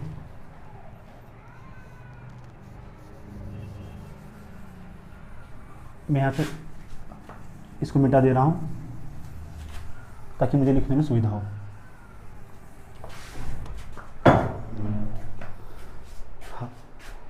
अब कहानी थोड़ा आगे ले चलते हैं। समय था 1959 का। उस समय भारत के अंदर एक सरकार चलती थी, NDC, नेशनल डेवलपमेंट काउंसिल, राष्ट्रीय विकास परिषद। एक सरकार चलती थी, सरकार की पहले एक सरकार चलती थी। हालांकि इसकी बहुत आलोचना हुई। पहले जब इसकी आलोचना हुई सरकार चलती थी, मैंने पहले भी समझाया था आपको। इस तरह राष्ट्रीय विकास परिषद सारा काम, जिस तरह आज वर्तमान समय में 2015 में 1 जनवरी 2015 को जब नीति आयोग बनाया गया, इस टाइम वर्तमान समय में जितनी भी योजनाओं का जो क्रियान्वयन किया जाता है वो केवल नीति आयोग के द्वारा किया जाता है। लेकिन उस वक्त जब बलवंत मेहता राय समिति थी, पंडित जवाहरलाल नेहरू सरकार थी, तो इस तरह जितने भी भारत के अंदर योजनाएं लागू करना या देखरेख करना, सबका योजनाएं तैयार करना, वो सब काम होता था NDC का, नेशनल डेवलपमेंट काउंसिल, राष्ट्रीय विकास परिषद। राष्ट्रीय विकास परिषद जितनी भी अनुशंसाएं प्रस्तुत की जाती थी किसी भी कमेटी के द्वारा, वे इसके ही समक्ष प्रस्तुत की जाती थी, इसके ही सामने प्रस्तुत की जाती थी। NDC बेटे पढ़ाई की दुनिया बहुत अलग हो, समझे नहीं? पढ़ाई की दुनिया अलग ही हो, या आपके घर से अलग दुनिया, समझ गए? वही क्लासरूम हो जहाँ एक अधिकारी भी हिंदी बनकर जाएगा, इंजीनियर भी, एक प्रधानमंत्री भी, सब इस स्टेज तक उठ के चले जाएंगे। याद रखना, सब एक इस रूम के अंदर एक बहुत एक वेलफेयर राज्य का निर्माण होगा, समझे? क्योंकि देखो हमारे अंदर, मैंने कल ही बताया था आपको, हमारे भारत के अंदर एक ही चीज़ की कमी, किसकी? रिसर्च एंड डेवलपमेंट की। जब तक रिसर्च तकनीक हमारे यहाँ बहुत महंगी, हम किसी चीज़ में पिछड़े हुए तो तकनीक के अंदर ही पिछड़े हुए, हमारे यहाँ टेक्नोलॉजी नहीं है। आज भी हम विदेशों पर निर्भर रहते हैं। जितने भी हथियार मंगाने हो चाइना तक, चाइना था नहीं, रूस तक, अमेरिका तक, जितने भी, क्यों ना हम एक ऐसे स्टेट का निर्माण कर, ऐसे राज्य का निर्माण कर, ऐसी भावनाओं को बढ़ावा दे कि ऐसे अपनी एजुकेशन पॉलिसी को इतना सुधारा जा, हमारी जो शिक्षा नीति उसे इतना सुधारा जा कि बच्चों के अंदर इतनी भावनाएं उत्साहित की जा सके, ताकि वे अनुसंधान विज्ञान इसके क्षेत्र में बढ़ावा देकर और नए नए हथियारों का निर्माण कर सके, ऐसा स्टेट का निर्माण कर सकें। इस तरह हम राज्य की लोक कल्याणकारी भावना को बढ़ावा दे सकते हैं, समझे? और ये लिखा हुआ किताबों में क्वेश्चन लिखा हुआ, समझ में आ रहा? मैंने कहा था लेक्चर थोड़ा लंबा होगा देखा, ठीक है, बैठे रहो बस लिखते जाना। और क्या, और क्या, एनडीसी राष्ट्रीय विकास परिषद, भूल गए होंगे, बोले तो नेशनल डेवलपमेंट काउंसिल, नोट पूरी बोरिंग तो नहीं। हाँ, तो जो एनडीसी थी, नेशनल डेवलपमेंट काउंसिल, राष्ट्रीय विकास परिषद, इसके द्वारा बलवंत मेहता राय की अनुशंसाएं को कुछ हद तक बहुतायत मात्रा में, मेजोरिटी ऑफ जितनी भी इसकी बातें थी, जितनी भी इसकी अधिक मात्रा में इसकी अनुशंसाएं को एक्सेप्ट कर लिया गया, लेकिन कुछ बातों को निगलेक्ट कर दिया गया, और बलवंत मेहता राय कमेटी थी, जो उस समिति थी, इन्हें मद्देनजर रखते हुए, इनकी इज्जत रखते हुए, इन्हें ध्यान में रखते हुए, बहुत अच्छा कॉन्सेप्ट देता है ना, तो पंडित जवाहरलाल नेहरू ने भारत के एक राज्य, जो सबसे बड़ा राज्य भारत का क्षेत्रफल के अंदर, जहाँ रेत ही रेत दिखाई देगी, समझ गए होंगे आप कौन सा, जहाँ अरावली पर्वत है, कौन सा बताओ? राजस्थान। राजस्थान के अंदर एक जिला, उसका नाम है नागौर। नागौर जिले के अंदर इस तरह सबसे पहला एक स्थानीय सरकार यानी ग्राम पंचायत का गठन किया गया। वहाँ कहा गया कि अब यहाँ इस जिले के अंदर एक जिला पंचायत होगा, एक जिला समिति होगी, उसके अंदर एक ग्राम सभा होगी, सबसे पहले कहा गया। और ये पेपर में बार बार सवाल पूछा जाता है और पूछा भी गया। मैंने बताया ये जो मैं आपको समझा रहा हूँ ना, ये पीसीएस का सबसे महत्वपूर्ण टॉपिक है। लगाव हो उसका, जो आपको दिखा देगा ना, उसका लगाव दिखा देगा टॉपिक के अंदर, इसलिए क्योंकि स्टेट तो जुड़ा हुआ, तो स्टेट पीसीएस के लिए सबसे महत्वपूर्ण टॉपिक है, समझिए। आप पेपर उठा कर देखना, पिछले आप घटना चक्र की जो बुक होगी उसे उठा कर देखना, सारा का सारा टॉपिक इसका भरा हुआ दिखाई देगा आपको। और क्या, और क्या, और क्या, और क्या, और क्या। समय था 2 अक्टूबर 1959 का, समय था 2 अक्टूबर 1959 का। राजस्थान के नागौर जिले में पंचायती राज व्यवस्था की नींव रखी गई। आप लिख सकते हैं, जो मैं बताऊंगा, मैंने बोल को बताया ना, उसका कापी में नोट्स मेंशन करते चल जाओ। पॉइंट नंबर 1, पॉइंट नंबर 1 यानी नोट नंबर 1, नोट नंबर 1 आप इसके अंदर नोट्स में मेंशन करते चले जाओ। 2 अक्टूबर 1959 को सबसे पहले नागौर जिले, राजस्थान के नागौर जिले में, ये प्रश्न पूछा हुआ पेपर में सीधा डायरेक्ट पीसीएस में, यूपीएससी कभी ऐसा प्रश्न नहीं पूछता, ठीक है नहीं। तो आपके दिमाग में प्रश्न आया तो फिर कैसे पूछते हैं? 1 मिनट रुकिए, तो पहले समझाने दो, फिर बताऊंगा कैसा प्रश्न पूछते हैं। सेकंड नंबर का राज्य भी पूछ सकता है, सेकंड नंबर का पहला राज्य कौन सा था? राजस्थान। राजस्थान क्षेत्रफल का सबसे बड़ा राज्य, क्षेत्रफल में राजस्थान हुआ। कब? 2 अक्टूबर, गांधी जयंती। 2 अक्टूबर ही क्यों? 2 अक्टूबर क्यों? 2 अक्टूबर इसलिए क्यों, इसकी जड़ें महात्मा गांधी से जुड़ी हुई, और महात्मा गांधी की फिलोसॉफी कहती थी कि हम भारत के अंदर जितने भी लोग दिखा देंगे, सबको ग्राम पंचायतों का गठन करना अनिवार्य है। ये अनुच्छेद 40 में लिखा हुआ, इसलिए 2 अक्टूबर को इसकी नींव रखी गई, ताकि हम पंडित जवाहरलाल नेहरू, महात्मा गांधी को लोग लास्ट तक याद करते रहे और उनकी जो जयंती उसे और कुशल बनाया जा सके, इसलिए 2 अक्टूबर को इसकी नींव रखी गई। क्या समझ सकते हैं आप? ओके, सारे राज्य अरविंद रखने, लेकिन अभी नींव रखी गई, अभी संविधानिकता प्रदान नहीं की गई। संविधान के तौर पर नहीं बात कही गई कि अब ये लास्ट तक चलता रहेगा, इसे अभी संविधानिकता प्रदान करना भी बहुत जरूरी था, और संविधानिकता प्रदान करने में अब धीरे धीरे ऐसे 50-60 साल बीत जाएंगे, लेकिन संविधानिकता प्रदान नहीं होने की इस ग्राम सभा को, अब आप मेरे साथ वो स्टेट समझेंगे कैसे 50-60 साल बीत गई। अभी और भी समितियाँ बनने वाली, वे भी अपनी अपनी अनुशंसाएं प्रस्तुत करेगी ग्राम सभा को लेकर, ऐसा नहीं करना चाहिए, ऐसा करना चाहिए, ऐसा नहीं करना चाहिए, ऐसा करना चाहिए। जैसे मैं हूँ, मैं अपनी शादी कर लेता हूँ, शादी करने वक्त क्या होगा कि कोई आगा इधर से, ये कहेगा यार कैसे शादी कर ली, ये कैसे किया तुमने, ये कैसा, ऐसा नहीं होता तो ऐसा होता है, ऐसा नहीं होता है। 1000 व्यक्ति ऐसा भी इसमें दिखाई देगा, कौन सा कोई चीज़ों को समझना, तो पहले लोकल चीज़ों से जोड़ो, व्यवहारिक रूप से जोड़ो। ऐसी पढ़ाई के अंदर कोई भी चीज़ नहीं है जो आपके व्यवहार से नहीं जुड़ी हुई। किसी भी तरह का कोई भी सब्जेक्ट पढ़ रहे हो, कहीं आप इंजीनियरिंग तो पढ़े नहीं, इंजीनियरिंग के आप अंदर थोड़ा नया सोच सकते हैं, जो बीटेक करोगे उसके अंदर नया सोच सकते हैं, लेकिन जितने भी सब्जेक्ट केवल ओनली, मैं ऐसा मानता हूँ, आपके व्यवहार से जुड़े हुए हैं। ओके, कहानी को आगे ले चलते हैं। दूसरा राज्य बना आंध्र प्रदेश। आंध्र प्रदेश आपको पता नहीं है, राज्य पुनर्गठन अधिनियम 1953 के तहत पहला राज्य था जिसका भाषाई आधार पर निर्माण किया गया था, वो कल बताया था। आंध्र प्रदेश गए थे मैं वहाँ घूमने, नेल्लोर जिले में, बहुत अच्छी सुंदर झील है वहाँ, समुद्र तट भी दिखाई देगा, बाद में बात करेंगे इसके बारे में, भूगोल में। और क्या, और क्या, और क्या, जनता पार्टी की सरकार थी।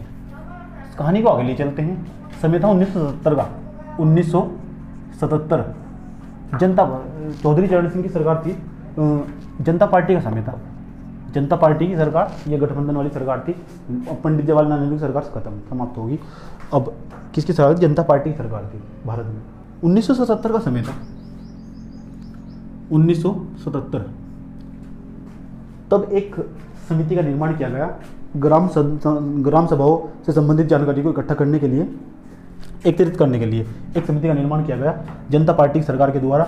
उस समिति को जिस नाम से जानते हैं, इसका नाम पेपर में डायरेक्ट पूछ लेता है और क्रम पूछ सकता है, निम्नलिखित का कालानुक्रम चाहिए। 4 समितियाँ लिख देगा, आपको बतानी है कौन कौन सी पहले आई, कौन सी बाद में आई। अभी हमने बलवंत मेहता राय सबसे पहले आई, आपको पता होना चाहिए। हमने आपके सामने इतनी अनुसंधाएं प्रस्तुत की, अब तो आप समझ ही गए होंगे कि कौन सी पहले आई, कौन सी बाद में आई। तो जनता पार्टी की सरकार के द्वारा अशोक राय मेहता समिति, अशोक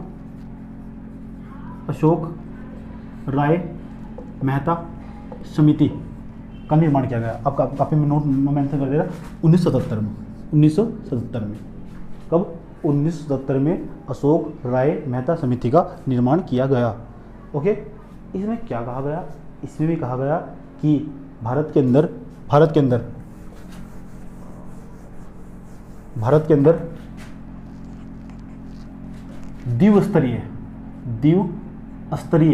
त्रिस्तरीय नहीं, बलवंत मेहता राय की समिति में तो ये कहा था कि थ्री टायर गवर्नमेंट होनी चाहिए। ये कह रहे हैं नहीं, पूरे भारत के जितने भी राज्य होंगे ना, सभी राज्यों के अंदर, भारत के सभी राज्यों के अंदर केवल द्विस्तर की सरकार होनी चाहिए, 2 टायर गवर्नमेंट होनी चाहिए। इंग्लिश में पता मुझे, 2 टायर गवर्नमेंट, द्विस्तरीय सरकार, समझ में आ रहा होगा, द्विस्तरीय सरकार होनी चाहिए। आइए, द्विस्तरीय सरकार, इन्होंने भी अपनी रिकमेंडेशन प्रस्तुत की। लेकिन इन्होंने जो मांग की ना, ऐसा बनाने गया और कुछ राज्यों में ऐसा बनाया गया, जैसा आपको त्रिपुरा, मिजोरम, असम, इस तरह पूर्वोत्तर के जितने भी राज्य दिखाई देंगे भारत के अंदर, उन्होंने सबने इस तरह द्विस्तरीय प्रकार की सरकार अपनाई। जो छोटे स्टेट है वहाँ अपनाया जा सके। अब यूपी जैसे में किस तरह आप द्विस्तरीय सरकार चला लोगे? वहाँ तो एक बात बताओ, देखो ये हमारा राज्य हुआ, ऐसा मान लो ये यूपी हुआ और इसकी जो राजधानी होगी यहाँ लखनऊ होगी। एक क्षेत्र यहाँ बुंदेलखंड, जिसे बोलते हैं बुंदेलखंड, यहाँ बोलते हैं सूखा पड़दा। अब जो अधिकारी होंगे, अगर यहाँ 2 टायर गवर्नमेंट होगी, जब 2 टायर गवर्नमेंट होगी तो सरकार को यहाँ तक पहुँचने में कितना टाइम लग जाएगा? कितना टाइम लगेगा? अगर यहाँ का कोई ग्राम प्रधान होगा इस क्षेत्र का निर्माण करने के लिए, अगर कोई ग्राम प्रधान कब होगा? जब 3 टायर गवर्नमेंट होगी, समझे? तो बलवंत मेहता राय समिति कहीं ना कहीं, अगर आपको उसकी भावनाएं अच्छी दिखाई देगी in comparison to Ashok Mehta राय समिति के द्वारा, अगर आप मेरी भावनाएं समझ रहे होंगे, समझे? और रीजनल एरिया का विकास करना होगा ना आपको, तो रीजनल एरिया का विकास करने के लिए आपको 3 टायर गवर्नमेंट की आवश्यकता होनी चाहिए, जो क्षेत्र बड़ा होगा जनसंख्या के लिहाज से। हाँ, जो सिक्किम जैसा राज्य होगा, जैसा राज्य आपको दिखाई देगा, उसके अंदर तो आप इस तरह का प्रावधान कर सकते हैं, क्योंकि वहाँ जनसंख्या भी कम होगी, आपको उसका जनसंख्या के लिहाज से इस तरह। तो आप देखा कि हम किसी भी सब्जेक्ट को किस तरह, कितने व्यवहारिक रूप से समझ सकते हैं, समझते हैं? कि सोनू सर का ज्ञान लेते रहोगे सभी प्यार के साथ, समझे? चलिए कहानी को आगे ले चलते हैं। इसमें और क्या कहा गया? इसमें कहा गया कि जो समिति बनाई गई ने, बलवंत मेहता राय समिति बनाई गई थी, उन्होंने जो अपनी अनुशंसाएं दी थी, प्लीज इन्हें संवैधानिकता प्रदान की जाए, इन्हें कॉन्स्टिट्यूशनलिटी प्रदान की जाए, संवैधानिकता प्रदान की जाए। लेकिन ऐसा नहीं किया गया, सरकारों ने ध्यान नहीं दिया। क्यों? सरकार के लिए बहुत बड़ा वोट बैंक था ये, तो है ना। जो अगर ऐसा कर भी देते तो उस टाइम की जो सरकार थी, भाई भतीजावाद ज़्यादा था। आपने अक्सर सुना होगा दूसरे कहते हुए कि इस लड़के की नौकरी लग गई, अच्छा अपनी बहन की भी लगवा देगा, है ना। हाँ, उसकी नौकरी लग गई ना, उसके हमारे लड़के को भी लगा देगा। इस तरह का फीताशाही भाई भतीजावाद आपको दिखा देगा पूरे भारत के अंदर, इस तरह का दिखा देगा। ऐसा होना नहीं चाहिए। क्यों? इस तरह हमारी डेमोक्रेसी सबसे बड़ी, आप इसे कमजोरी कह सकते हैं। क्यों? इस तरह हमारी डेमोक्रेसी इस तरह आपको इजाज़त नहीं देती। ये बात बताओ, जो मेहनत करे तो पीछे रह जाएंगे, है ना। जो मेहनत करेंगे तो पीछे रह जाएंगे, और ऐसा होना नहीं चाहिए। अब वो देखो यहाँ की मानसिकताएं कितनी कमज़ोर है। अभी बात करते हैं, पहले छोटी सी बात करते हैं, मानसिकताओं की बात करते हैं कि यहाँ की मानसिकताएं कितनी कमज़ोर है। अभी यहाँ कोई आया, राज्यपाल आया गांव के अंदर, जैसे कोई गांव के अंदर राज्यपाल आया, 4 गाड़ी उसके आगे, 4 पीछे। समझ में यूँ नहीं आ रहा वो पब्लिक के लिए काम कर रहा। जब पब्लिक के लिए काम कर रहा तो पब्लिक को जागरूक करने के लिए आना चाहिए। तो इतनी 4 गाड़ी आगे, 4, ये किस तरह का कल्चर है नहीं। लोगों को डराने आ रहा है या लोगों की जानकारी जुटाने के लिए आ रहा है? लोगों को डराने आ रहा है, लोगों की जानकारी जुटाने के लिए आ रहा है, या उनका कल्याण करने के लिए आ रहा है, या उनका कत्ल करने के लिए आ रहा है? ये पता होना चाहिए। तो क्यों ये कहाँ था आया, ये कहते हैं गौर में अभी अभी आए हुए मोदी जी आए हुए वहाँ चलते हैं, ये बहुत बड़े नेता हुए। इसका मतलब क्या, रीजनल एरिया ना हमारे यहाँ का रूरल एरिया वो आज भी विकसित नहीं है। उसे यूँ नहीं पता हमारे फंडामेंटल राइट्स क्या है, उसे यूँ नहीं पता हमारे मौलिक अधिकार क्या है। तो ये क्या मानसिकता होती कमी, जैसे जैसे हमारा आज भी लोकतंत्र को धीरे धीरे धरातल पर पहुंचने के लिए तो अभी कई साल लग जाएंगे, और जब लोकतंत्र डेमोक्रेसी धरातल पर पहुंच जाएगी ना, याद रखना कोई भी व्यक्ति ये मानसिकता खत्म हो जाएगी। आपने कुछ दिन पहले सुना होगा ब्राज़ील के एक राष्ट्रपति थे, वे साइकिलों पर दौड़ते, साइकिलों पर अमनागरिकों में रहते हैं। क्यों, क्योंकि वहाँ लोग जो लोकतंत्र, अमेरिका में भी इस तरह ही था पहले, अमेरिका में भी और कहीं भी, क्योंकि वहाँ लोकतंत्र धरातल पर, उन्हें किसी तो कोई मतलब नहीं है, समझिए। और जिस दिन यहाँ लोकतंत्र धरातल पर हुआ ना, ग्राउंड लेवल पर हुआ, तो याद रखना आप मोदी जी आपके बराबर में आपके घर में बैठ के चाय पी रहे होंगे, आपको खुद भी नहीं पता लगने का। ये उनकी मानसिकताओं में भी कभी, हमारा लोकतंत्र इतना खूबसूरत है। अब आप समझ गए होंगे सोनू सर का ज्ञान।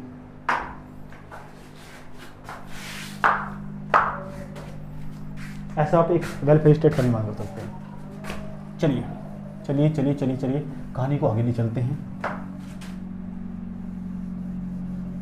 इसमें 2 टायर गवर्नमेंट का प्रावधान किया गया था अशोक राय मेहता समिति के द्वारा,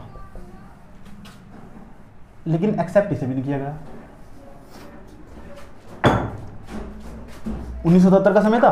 अब कहानी को आगे ले चलते हैं, अब चलते हैं कहानी को 1985 में। 1985 का समय, इस समय राजीव गांधी की सरकार थी।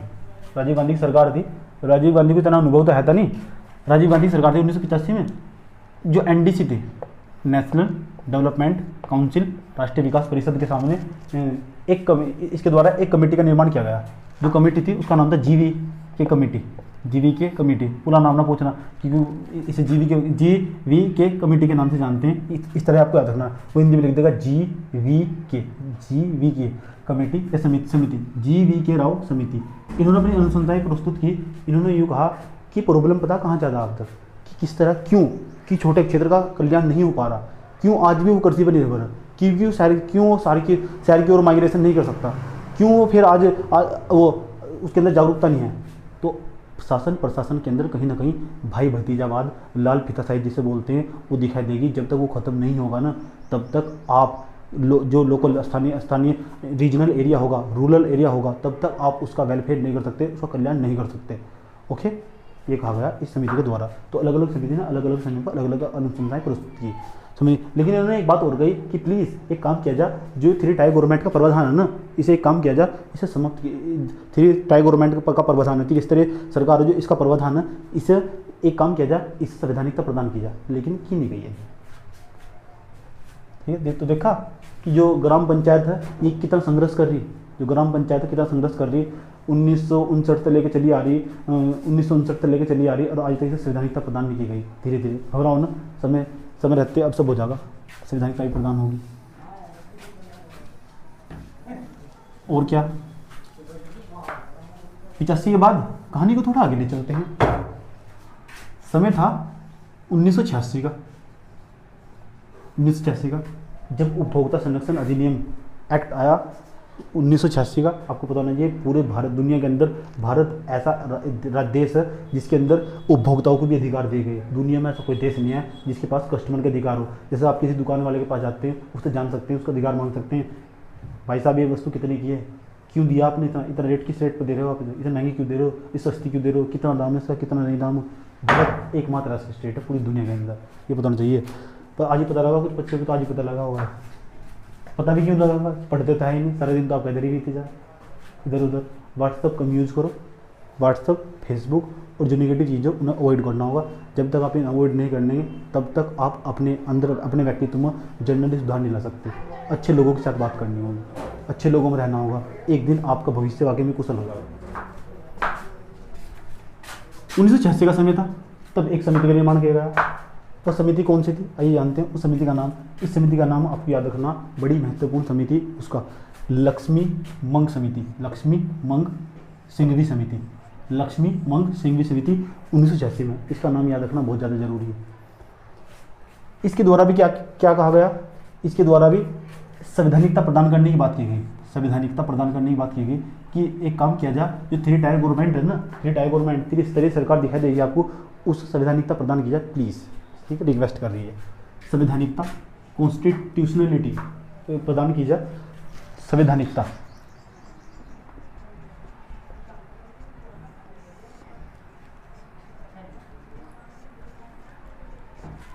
जितना डेप्थ और डिटेल में पढ़ाऊंगा ना, शायद ही कभी किसी बुक कोई बुक में मिलने का। क्यों कि मैं चीज़ों को हमेशा वर्तमान से रिलेट करके पढ़ाता हूँ। मैं काफ़ी साल से पढ़ रहा हूँ, इसलिए मुझे काफ़ी ज़्यादा नॉलेज रहती है। जहाँ तक मेरा दायरा काम करता है दिमाग का, पढ़ाते पढ़ाते तो मैं आपको सारी बातें बताता हूँ। आप काफ़ी नोट्स में मेंशन करते चले जाना। याद रखना, एक दिन आप तैयारी यहाँ की कर रहे हैं, मैं दोबारा बार बार उदाहरण देता हूँ, तैयारी यहाँ की कर रहे हैं, लेकिन मैं यहाँ का पढ़ाया हुआ, ये पेपर कुछ नहीं है आपके लिए। संवैधानिकता प्रदान की जाए, कौन सी समिति? लक्ष्मी मंग सिंघवी समिति। लक्ष्मी मंग सिंघवी समिति 1986 में बनाई गई ये समिति। इसके द्वारा कहा गया कि जो हमारी 3 टायर गवर्नमेंट होगी उसे संवैधानिकता प्रदान की जाए। 1986 में इन्होंने अपनी अनुशंसाएं प्रस्तुत की, रिकमेंडेशन दी इन्होंने। किन्होंने जो लक्ष्मी मंग सिंघवी साहब थे, इन्होंने अपनी रिकमेंडेशन दी। इन्होंने कहा कि प्लीज़ जो हमारी 3 टायर गवर्नमेंट होगी, सरकार को इन्होंने आग्रह किया कि सरकार को प्लीज़ उसे संवैधानिकता प्रदान की जाए जो 3 टायर गवर्नमेंट होगी। चलिए कहानी को थोड़ा आगे ले चलते हैं। लक्ष्मी मंग सिंह समिति, लक्ष्मी मंग सिंह कमेटी जिसे बोलते हैं। आगे चलते हैं। समय था 1988 का। कब? 1988 का। 1988 में एक समिति आई, पीके तुंग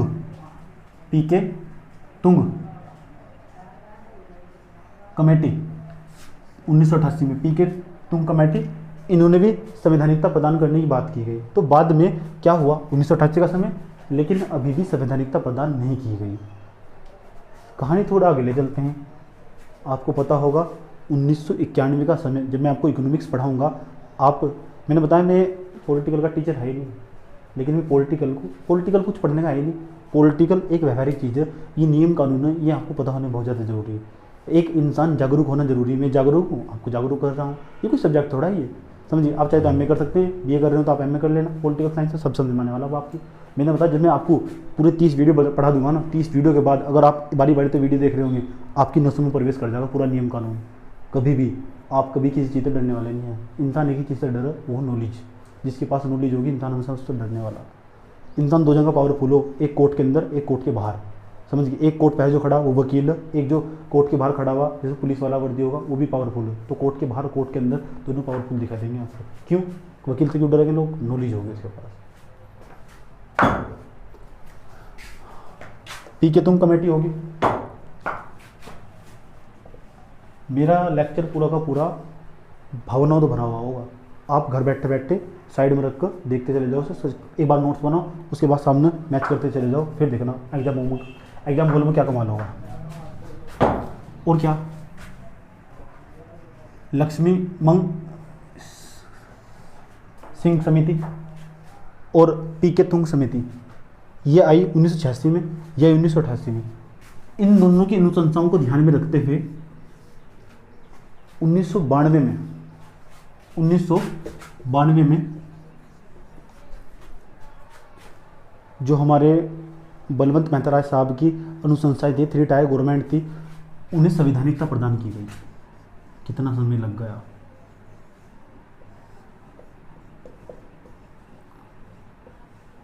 और मुझे आज भी याद है, जब मैं न्यूज़ देख रहा था, न्यूज़ तो मैंने बहुत बाद में देखी, कल लगभग 2011-12 की बात, जब मैंने इनकी न्यूज़ देखी तो किस जगह संविधान तो टीवी पर दिखाते रहते थे, डीडी नेशनल और डीडी न्यूज़, ये दोनों ऐसे चैनल है आजकल लोग इन्हें देखना पसंद नहीं करता, समझे। उन पर इस तरह के प्रावधान सारे दिखाई दे जा कब कहाँ कौन सा बदलाव हुआ।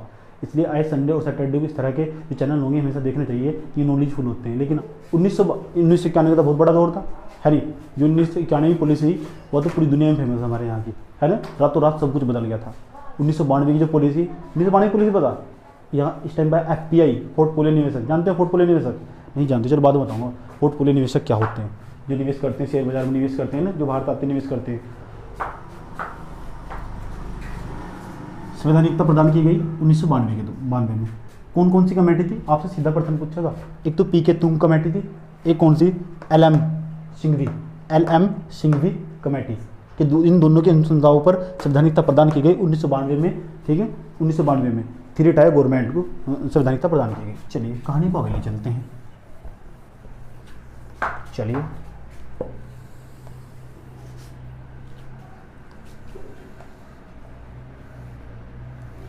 केंद्र सरकार के द्वारा संवैधानिकता प्रदान की गई। अब संवैधानिकता प्रदान की गई तो संविधान में कुछ जोड़ना होगा, ऐसा थोड़ा ही संवैधानिकता प्रदान कर देंगे, यानी संविधान में कुछ संशोधन करना होगा, ये भी तो संवैधानिकता प्रदान होगी। संविधान के साथ छेड़छाड़ करनी होगी, किया हुआ, आइए जानते हैं। 73वां संविधान संशोधन किया गया, 73वां संविधान संशोधन, 73वां संविधान संशोधन और 74वां 74 कॉन्स्टिट्यूशन अमेंडमेंट, 73वां संविधान संशोधन, संविधान संशोधन और 74वां संविधान संशोधन किया गया, कॉन्स्टिट्यूशन अमेंडमेंट किया गया। और दोनों के दोनों 1992 में किए हुए, ये मैंने आपको पहले भी पढ़ाया, दोनों 1992, भले ही आपकी याद ना हो, आज भी फिर याद दिलाता हूँ। 73वां संविधान संशोधन, 74वां संविधान संशोधन किया गया। 73वें संविधान संशोधन के द्वारा, 73वें संविधान संशोधन के द्वारा ग्राम पंचायत के गठन की बात की गई। ग्राम पंचायत, एक ग्राम पंचायत होगी, इसके गठन की बात की गई। 74वें संविधान संशोधन के द्वारा नगर पंचायत की बात की गई। नगर पंचायत, आप देखते होंगे कि अब आप शहर में चले जाओ, वहाँ कोई प्रधान नहीं होता, वहाँ नगर पंचायत हो, नगर पंचायत नगर पालिका जिसे बोलते हैं, उसका प्रावधान किया गया। देखो हमारे जो कॉन्स्टिट्यूशन मेकर में कितने फिलोसोफर रहे होंगे, उन्हें ये सब पता था कि 8 साल बाद, 50 साल बाद होने वाला क्या। अगर जब हमने संविधान बनाया था तभी इस तरह का प्रावधान किया गया होता तो फिर देखो आज राज्य कहाँ होता। इसलिए तो राज्य के नीति निर्देशक तत्व बनाए, राज्य को निर्देश देने वाले तत्व, राज्य के नीति निर्देशक तत्व। अनुच्छेद 39 से लेकर 51 तक लिखे जो संविधान के अंदर वे बनाए गए, राज्य को निर्देश देते हैं आप इस तरह करो, इस तरह एक अच्छे राज्य का निर्माण कर सकते हैं। 73वां संविधान संशोधन ग्राम पंचायत संबंधित होगा, आप लिख सकते हैं ग्राम पंचायत से संबंधित होगा, ये नगर पंचायत से संबंधित होगा। 73वां संविधान और 73वां संविधान संशोधन और 74वां संविधान दोनों का सन एक ही 1992 में। और जो 73वां संविधान संशोधन है ये शेड्यूल में जो 11वीं अनुसूची और 12वीं अनुसूची में जोड़ा गया। 11वीं अनुसूची यही है और ये 12वीं अनुसूची है। आपको पता होगा हमारे संविधान के अंदर कितनी अनुसूचियाँ, 12 अनुसूचियाँ। पहले 8 अनुसूचियाँ थी, 4 बाद में जोड़ी गई, अमेंडमेंट कर संशोधन कर। 73वां संविधान संशोधन, 74वां संविधान संशोधन कर बाद में जोड़ी गई। ग्राम पंचायत का गठन की बात की गई, नगर पंचायत के गठन की बात की गई। समझ में आया? इस तरह कहानी के थोड़ा और आगे ले चलते हैं। समझ में आ रहा? कोई इशू तो नहीं?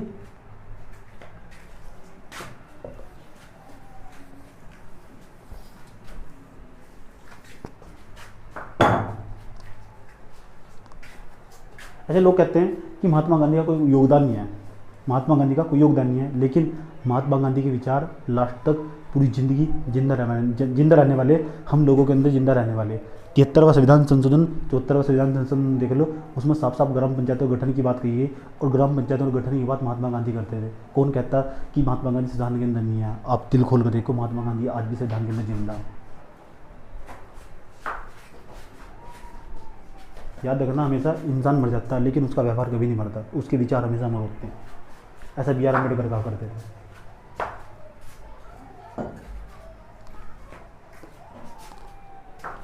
अब क्या हुआ आपको पता होना चाहिए।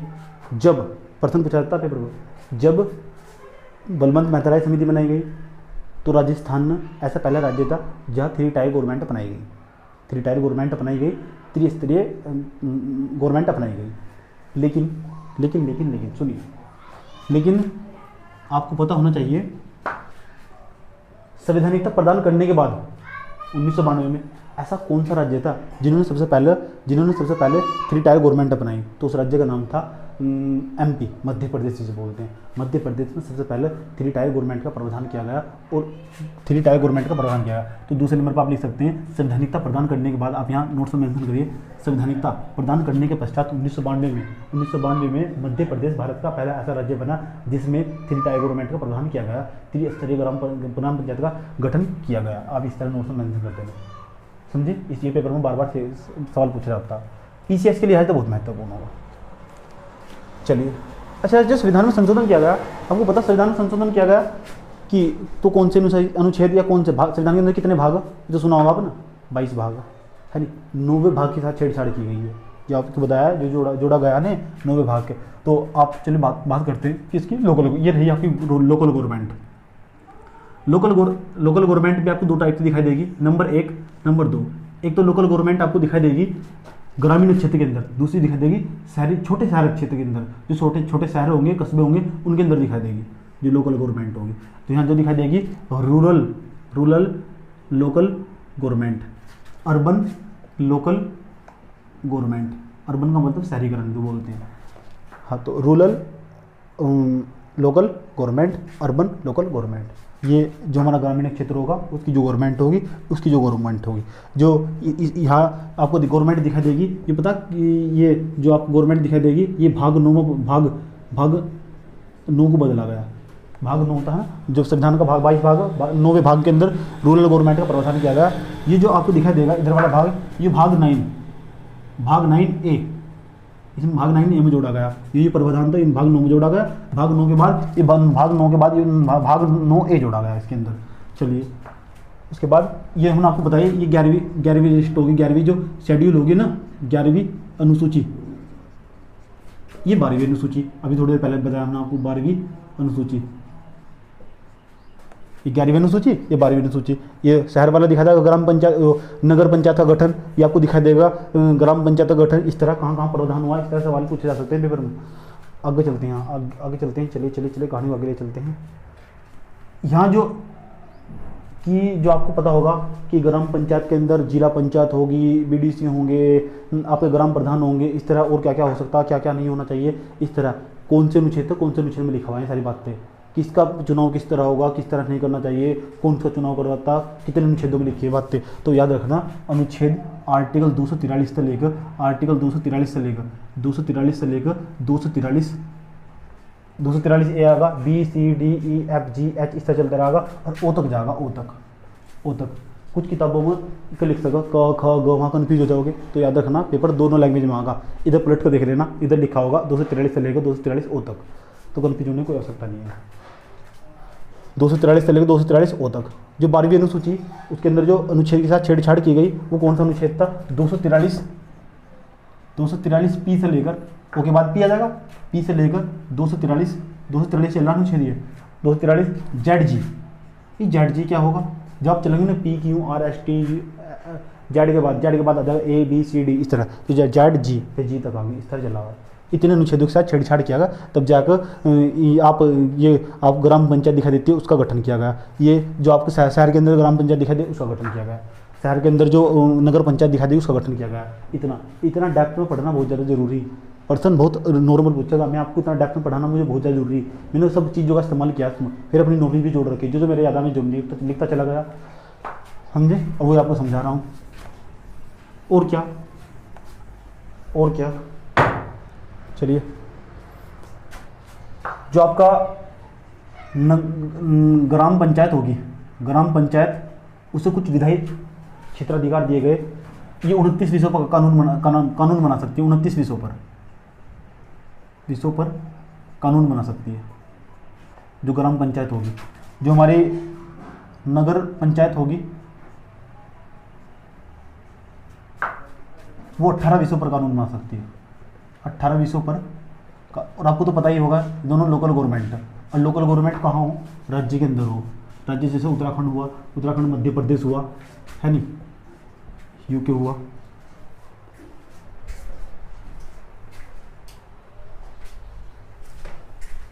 हाँ, तो 18 विषयों पर कानून बना सकती है। कौन, जो नगर पंचायत होगी, 18 विषयों पर कानून बना सकती है। ये कानून बनाने आपने सुना होगा, एक हो राज्य सूची, एक स्टेट लिस्ट होगी, एक सेंट्रल लिस्ट होगी, एक कंकर्ड लिस्ट होगी। राज्य सूची, समवर्ती सूची, संघ सूची। तो जो मैं आप जितनी बातें कर रहा हूँ ना, तो याद रखना, जो स्थानीय सरकार, ये राज्य सूची का विषय है, ना कि संघ सूची का। जिस पर कानून सरकार बनाएगी ना, केंद्र सरकार, मोदी जी सरकार जो कानून बनाएगी, वो केंद्र सूची का विषय होगा। और जिस पर जो कानून बनाएगी ना हमारे यहाँ की जो क्षेत्रीय जो सरकार होगी यहाँ की, तो वो राज्य सूची का विषय होगा। जो लोकल एरिया की बात करने वाले ना, क्योंकि राज्य का तो निर्माण हो रहा है क्षेत्र का। तो याद रखना, जो राज्य सूची का विषय, जो स्थानीय सरकार है ना, स्थानीय प्रशासन है, ये राज्य सूची का विषय, राज्य सूची के अंतर्गत आते हैं। चलिए, इतना डेप्थ में जाने की कोई आवश्यकता नहीं आती वैसे, लेकिन फिर भी मैं आपको इतना डेप्थ में लेकर चला गया। कुछ सवालों का भी जिक्र करने वाला मैं आपको, जो उसमें आए हुए सिविल सेवा में आए हुए। और क्या, हाँ, और क्या मुझे समझ में आया। एक आई 7वीं अनुसूची।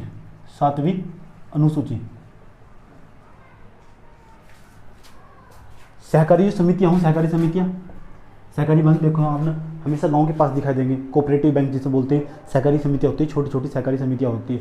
इन सहकारी समितियों का जो निर्माण भी 7वीं अनुसूची में मिलता है। जो भी लोकल गवर्नमेंट होगी ना, लोकल गवर्नमेंट से संबंधित जितनी बातें होगी मैं सारी बोर्ड पर लिख दूंगा। आने वाली परीक्षाओं में या आए हुए परीक्षाओं में जितने भी सवाल होंगे आप यहाँ से हल कर सकते हैं, किसी भी प्रकार का प्रश्न पत्र हो।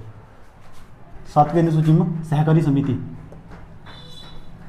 कोऑपरेटिव कमेटी सहकारी समिति का निर्माण किया गया 7वीं अनुसूची में।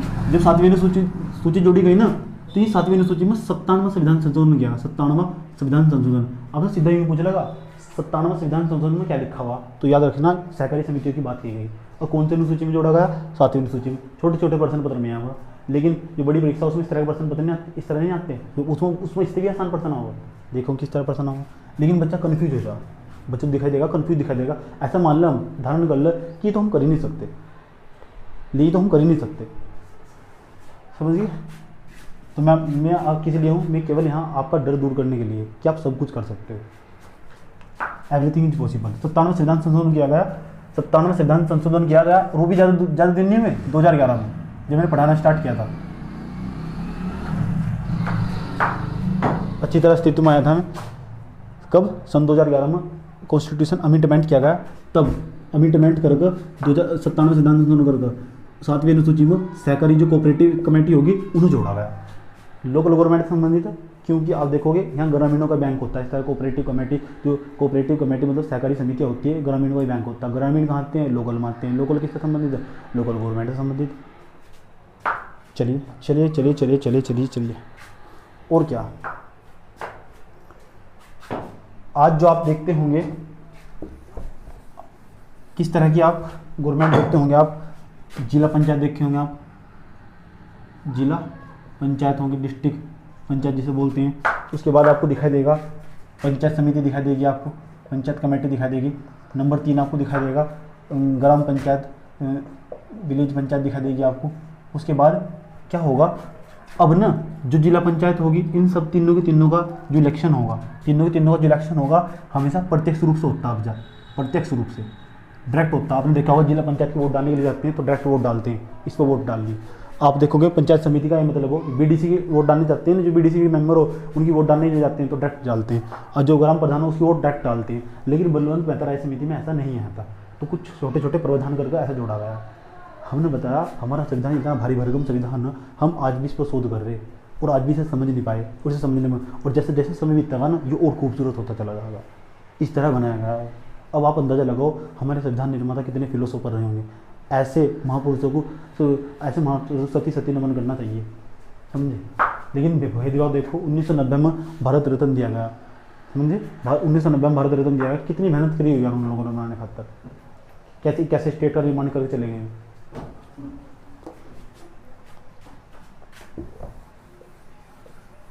चलिए अच्छा, अब आपको ग्राम पंचायत के अंदर जाना या जिला पंचायत के अंदर जाना आपको, या फिर पंचायत समिति के अंदर जाना, तो आपकी एज 21 वर्ष होनी चाहिए। पर्चा भर सकते हैं आप। कितने वर्ष? 21 वर्ष। ये पेपर में पूछा गया, 21 वर्ष। चलिए, लेकिन इसमें एक बात साफ साफ कही गई कि महिलाओं के लिए देखो कितना अच्छा प्रावधान किया गया कि महिलाओं के लिए 1/3 सीट आरक्षित होगी। ये 1/3 का क्या मतलब बताऊंगा अभी, इसी पॉइंट को मेंशन कर देना। 1/3 1/3 मानी 1/3 सीट, 1/3 भी लिख सकता हूँ, हिंदी में लिखा चला जाएगा। 1/3 सीट महिलाओं के लिए, और वो भी अनुसूचित जनजाति की महिलाएं, जो छोटे लेवल की महिलाएं होती है, वे कभी भी उन्हें बढ़ चढ़ कर आगे दिखा सकता। आपको पता होगा हमेशा जब जो चुनाव होंगे ग्राम पंचायत के, उसमें साफ साफ कहा जाता कि जो ग्राम पंचायत के चुनाव हो रहे हैं ना, उसके अंतर्गत एससी की सीट आई और एससी की सीट आई तो महिला की सीट आई। इस तरह का प्रावधान आपको दिखाई देगा कि क्यों, इसलिए ताकि महिला सशक्तिकरण को बढ़ावा दिया जा सके, महिलाओं का उत्थान किया जा सके। आपको पता होगा यहाँ समाज आज भी पितृसत्तात्मक समाज दिखाई देगा आपको। मैंने आपको पढ़ाया था, जितने भारत के मुख्य न्यायाधीश पढ़े ना बने अब तक कोई भी महिला आज तक भारत की मुख्य न्यायाधीश नहीं बनी, समझे। सुप्रीम कोर्ट के अंदर मुख्य न्यायाधीश, आप पूरा समाज पितृसत्तात्मक दिखाई देगा। यही तो सोच है यहाँ की। आप ऐसा मान लो कि पितृसत्तात्मक है या नहीं है, ऐसा मान लो कि लड़कियाँ या जो औरतें या इस स्टेट में जागरूक नहीं है पढ़ाई के प्रति, तभी तो ऐसा नहीं हुआ, ऐसा मान सकते हैं। तो यह चीज़ के दो साइड हो सकते हैं, पॉजिटिव भी और निगेटिव भी, कुछ भी हो सकता, समझिए।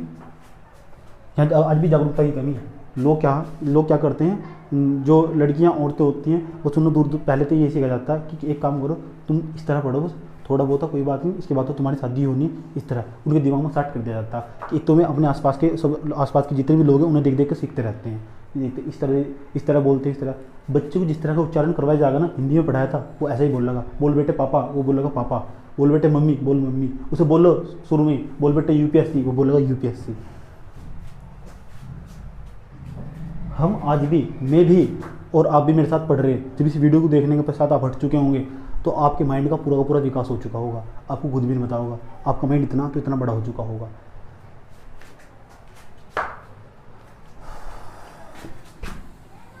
तो एक 1/3 सीट आरक्षित की गई, किसे कहते हैं 1/3 सीट आरक्षित करना? इसका ये मतलब हो कि अंदर ज़्यादा डेप्थ में कोई जाने की जरूरत नहीं है। जब आप स्टेट पढ़ेंगे ना, स्टेट पढ़ोगे तो आपको स्पेशल तरीके से पढ़ाया जाएगा। ये वाला जो टॉपिक होगा लोकल गवर्नमेंट और भी डेप्थ में जाकर पढ़ाया जाएगा कि कहाँ कितनी सीट आरक्षित की गई और क्यों की गई। इसलिए बस 1/3 सीट इतना ही रख लो, लेकिन टॉपिक ज़्यादा लंबा हो जाएगा, मैं खींचना नहीं चाह रहा। और क्या 21 बता दिया, महिलाओं के लिए 1/3 आरक्षित सीट होगी। अच्छा, चुनाव कौन करवाएगा? चुनाव कौन करवाएगा? चुनाव आयोग? नहीं बेटा नहीं, चुनाव आयोग नहीं करवाएगा, तो फिर कौन करवाएगा? जिसका चुनाव होगा, चुनाव कौन करवाएगा? तो चुनाव आयोग की छोटी बॉडी होगी जो राज्य के अंदर होगी, राज्य सूची का विषय, तो इसका काम राज्य का काम होगा। राज्य मतलब स्टेट, दैट्स मीन स्टेट। वो भी कौन सा स्टेट? जैसे यूके हो गया, इसका जो राज्य निर्वाचन आयोग होगा उसका काम होगा। इसका जो चुनाव करवाएगा राज्य निर्वाचन आयोग, राज्य निर्वाचन आयोग। आप तो पहले इस तरह का कहीं नाम भी दिखाई देता होगा, उसे देख के भाग लेते होंगे, राज्य निर्वाचन आयोग।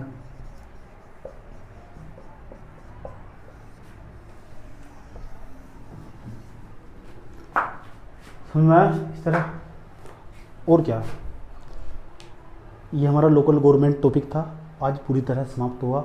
लोकल गवर्नमेंट अगर कुछ छूट भी गया हो तो आप कोरेक्शन कर सकते हैं, कोई दिक्कत नहीं है। लेकिन मैंने आपको ना 80% हिस्सा, लगभग 80-90% हिस्सा कवर करवाया, 10% हिस्सा आप कहीं से भी कवर, किसी बुक या छोटे छोटे टॉपिक पढ़कर कवर कर सकते हैं। एक जो मेजर पार्ट था जो पढ़ना चाहिए, ये एक साधारण इंसान से अपेक्षा की जाती है, जनरल स्टडी के लिहाज से इतना आपको आना ही चाहिए, चलते फिरते आपको पता होना चाहिए इतना। बलवंत मेहता राय समिति क्या थी, अशोक मेहता राय समिति क्या थी, इनकी क्या क्या अनुशंसाएं थी, किस तरह होना चाहिए, किस तरह नहीं होना चाहिए। आइए आप कुछ क्वेश्चन में मैं कुछ क्वेश्चन बता दे रहा हूँ, आप अपने नोट्स में मेंशन कर लेना। अब देखना आप किस तरह पर्सन आए थे सिविल सेवा परीक्षा में, अलग अलग समय में लोकल गवर्नमेंट से क्या क्या पर्सन आए थे।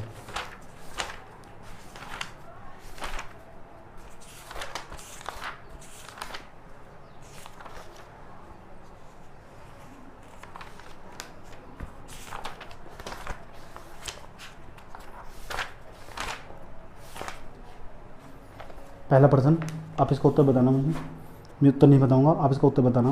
पहला प्रश्न सन 2017 में आया, लेटेस्ट प्रश्न है, 2 साल हुए भी आए हुए, ठीक है, देख लेना। लोकल गवर्नमेंट से कैसे प्रश्न आए, यूपीएससी की परीक्षा में 2017 में आईएएस में सवाल आया, देख लेना आप कर पा रहे हो या नहीं कर पा रहे, देखते हैं आपके अंदर कितना दिमाग होगा।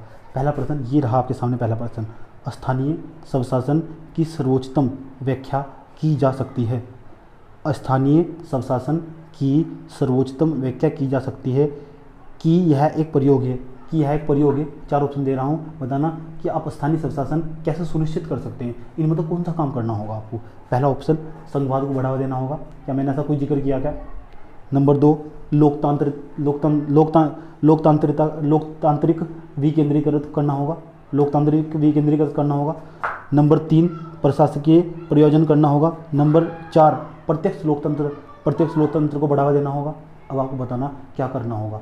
आप क्वेश्चन वीडियो को स्किप करके दोबारा लिखना। तो ऑप्शन दोबारा बोल रहा हूँ, संघवाद को बढ़ावा देना होगा। अगर आपको स्थानीय स्वशासन लेगा ना तो क्या करना होगा, डिसेंट्रलाइजेशन करना होगा, अर्थात विकेंद्रीकरण करना होगा। इसकी मैंने बात की थी, आपको पता होना चाहिए।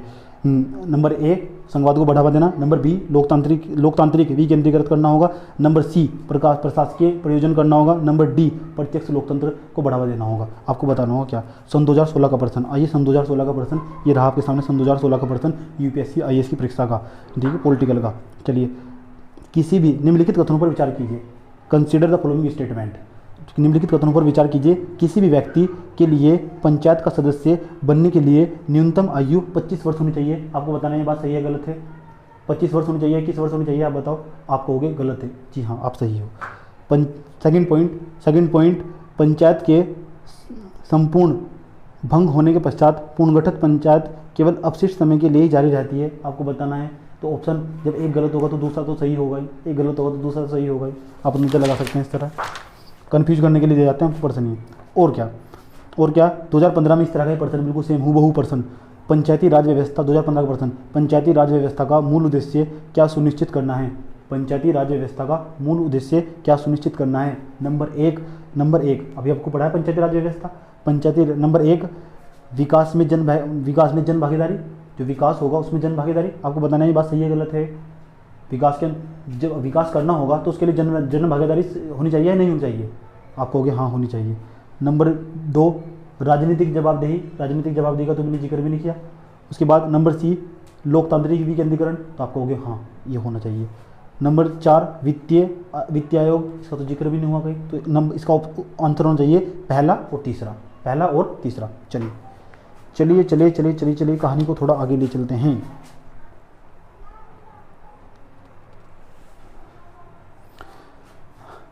संविधान या था सन 2011 में संविधान 73वां संविधान संशोधन 1992 का लक्ष्य देश में, अभी समझाया, 1992 का लक्ष्य देश में पंचायती राज संस्थाओं को प्रोत्साहन प्रदान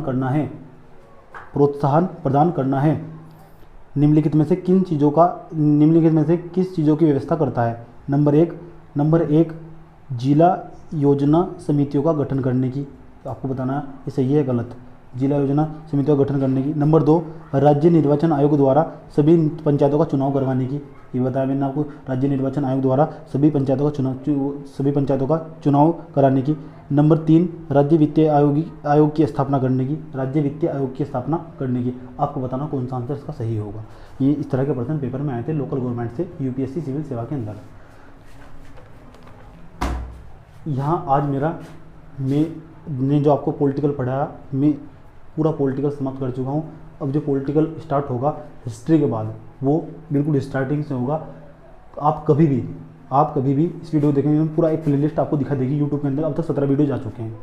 इसमें मुझे लगता है ये लगभग अब तक 17वां वीडियो होगा। इसके पश्चात जो मैं स्टार्ट करने जा रहा हूँ वो मॉडर्न हिस्ट्री होगी। मॉडर्न हिस्ट्री बहुत ही डेप्थ तरीके से बात करने वाला हूँ, बहुत महीन तरीके से, गहराई वाली तरीके से बात करने वाला हूँ आपके साथ, ताकि आपको किसी भी एग्जाम में कोई भी प्रॉब्लम ना हो। और वो भी सब्जेक्टिव और ऑब्जेक्टिव दोनों तरीके से मैं बात करूँगा आपके लिए, समझे। इस बार जो मैं आपको पॉलिटी पढ़ाऊँगा वो लिखकर समझाऊँगा किस तरह आप अपने इस राइटिंग को, इसकी राइटिंग को डेवलप कर सकते हैं, किस तरह आप एक अच्छा उत्तर लिख सकते हैं, किस तरह अट्रैक्टिव उत्तर लिख सकते हैं। आप एग्जाम आप स्टेट पीसीएस का दे रहे हो या फिर यूपीएससी का दे रहे हो, इस तरह जो मेरा पढ़ाने का लेवल होगा। तो आज के एपिसोड में इतना ही, मिलते हैं। जय हिंद, वंदे मातरम।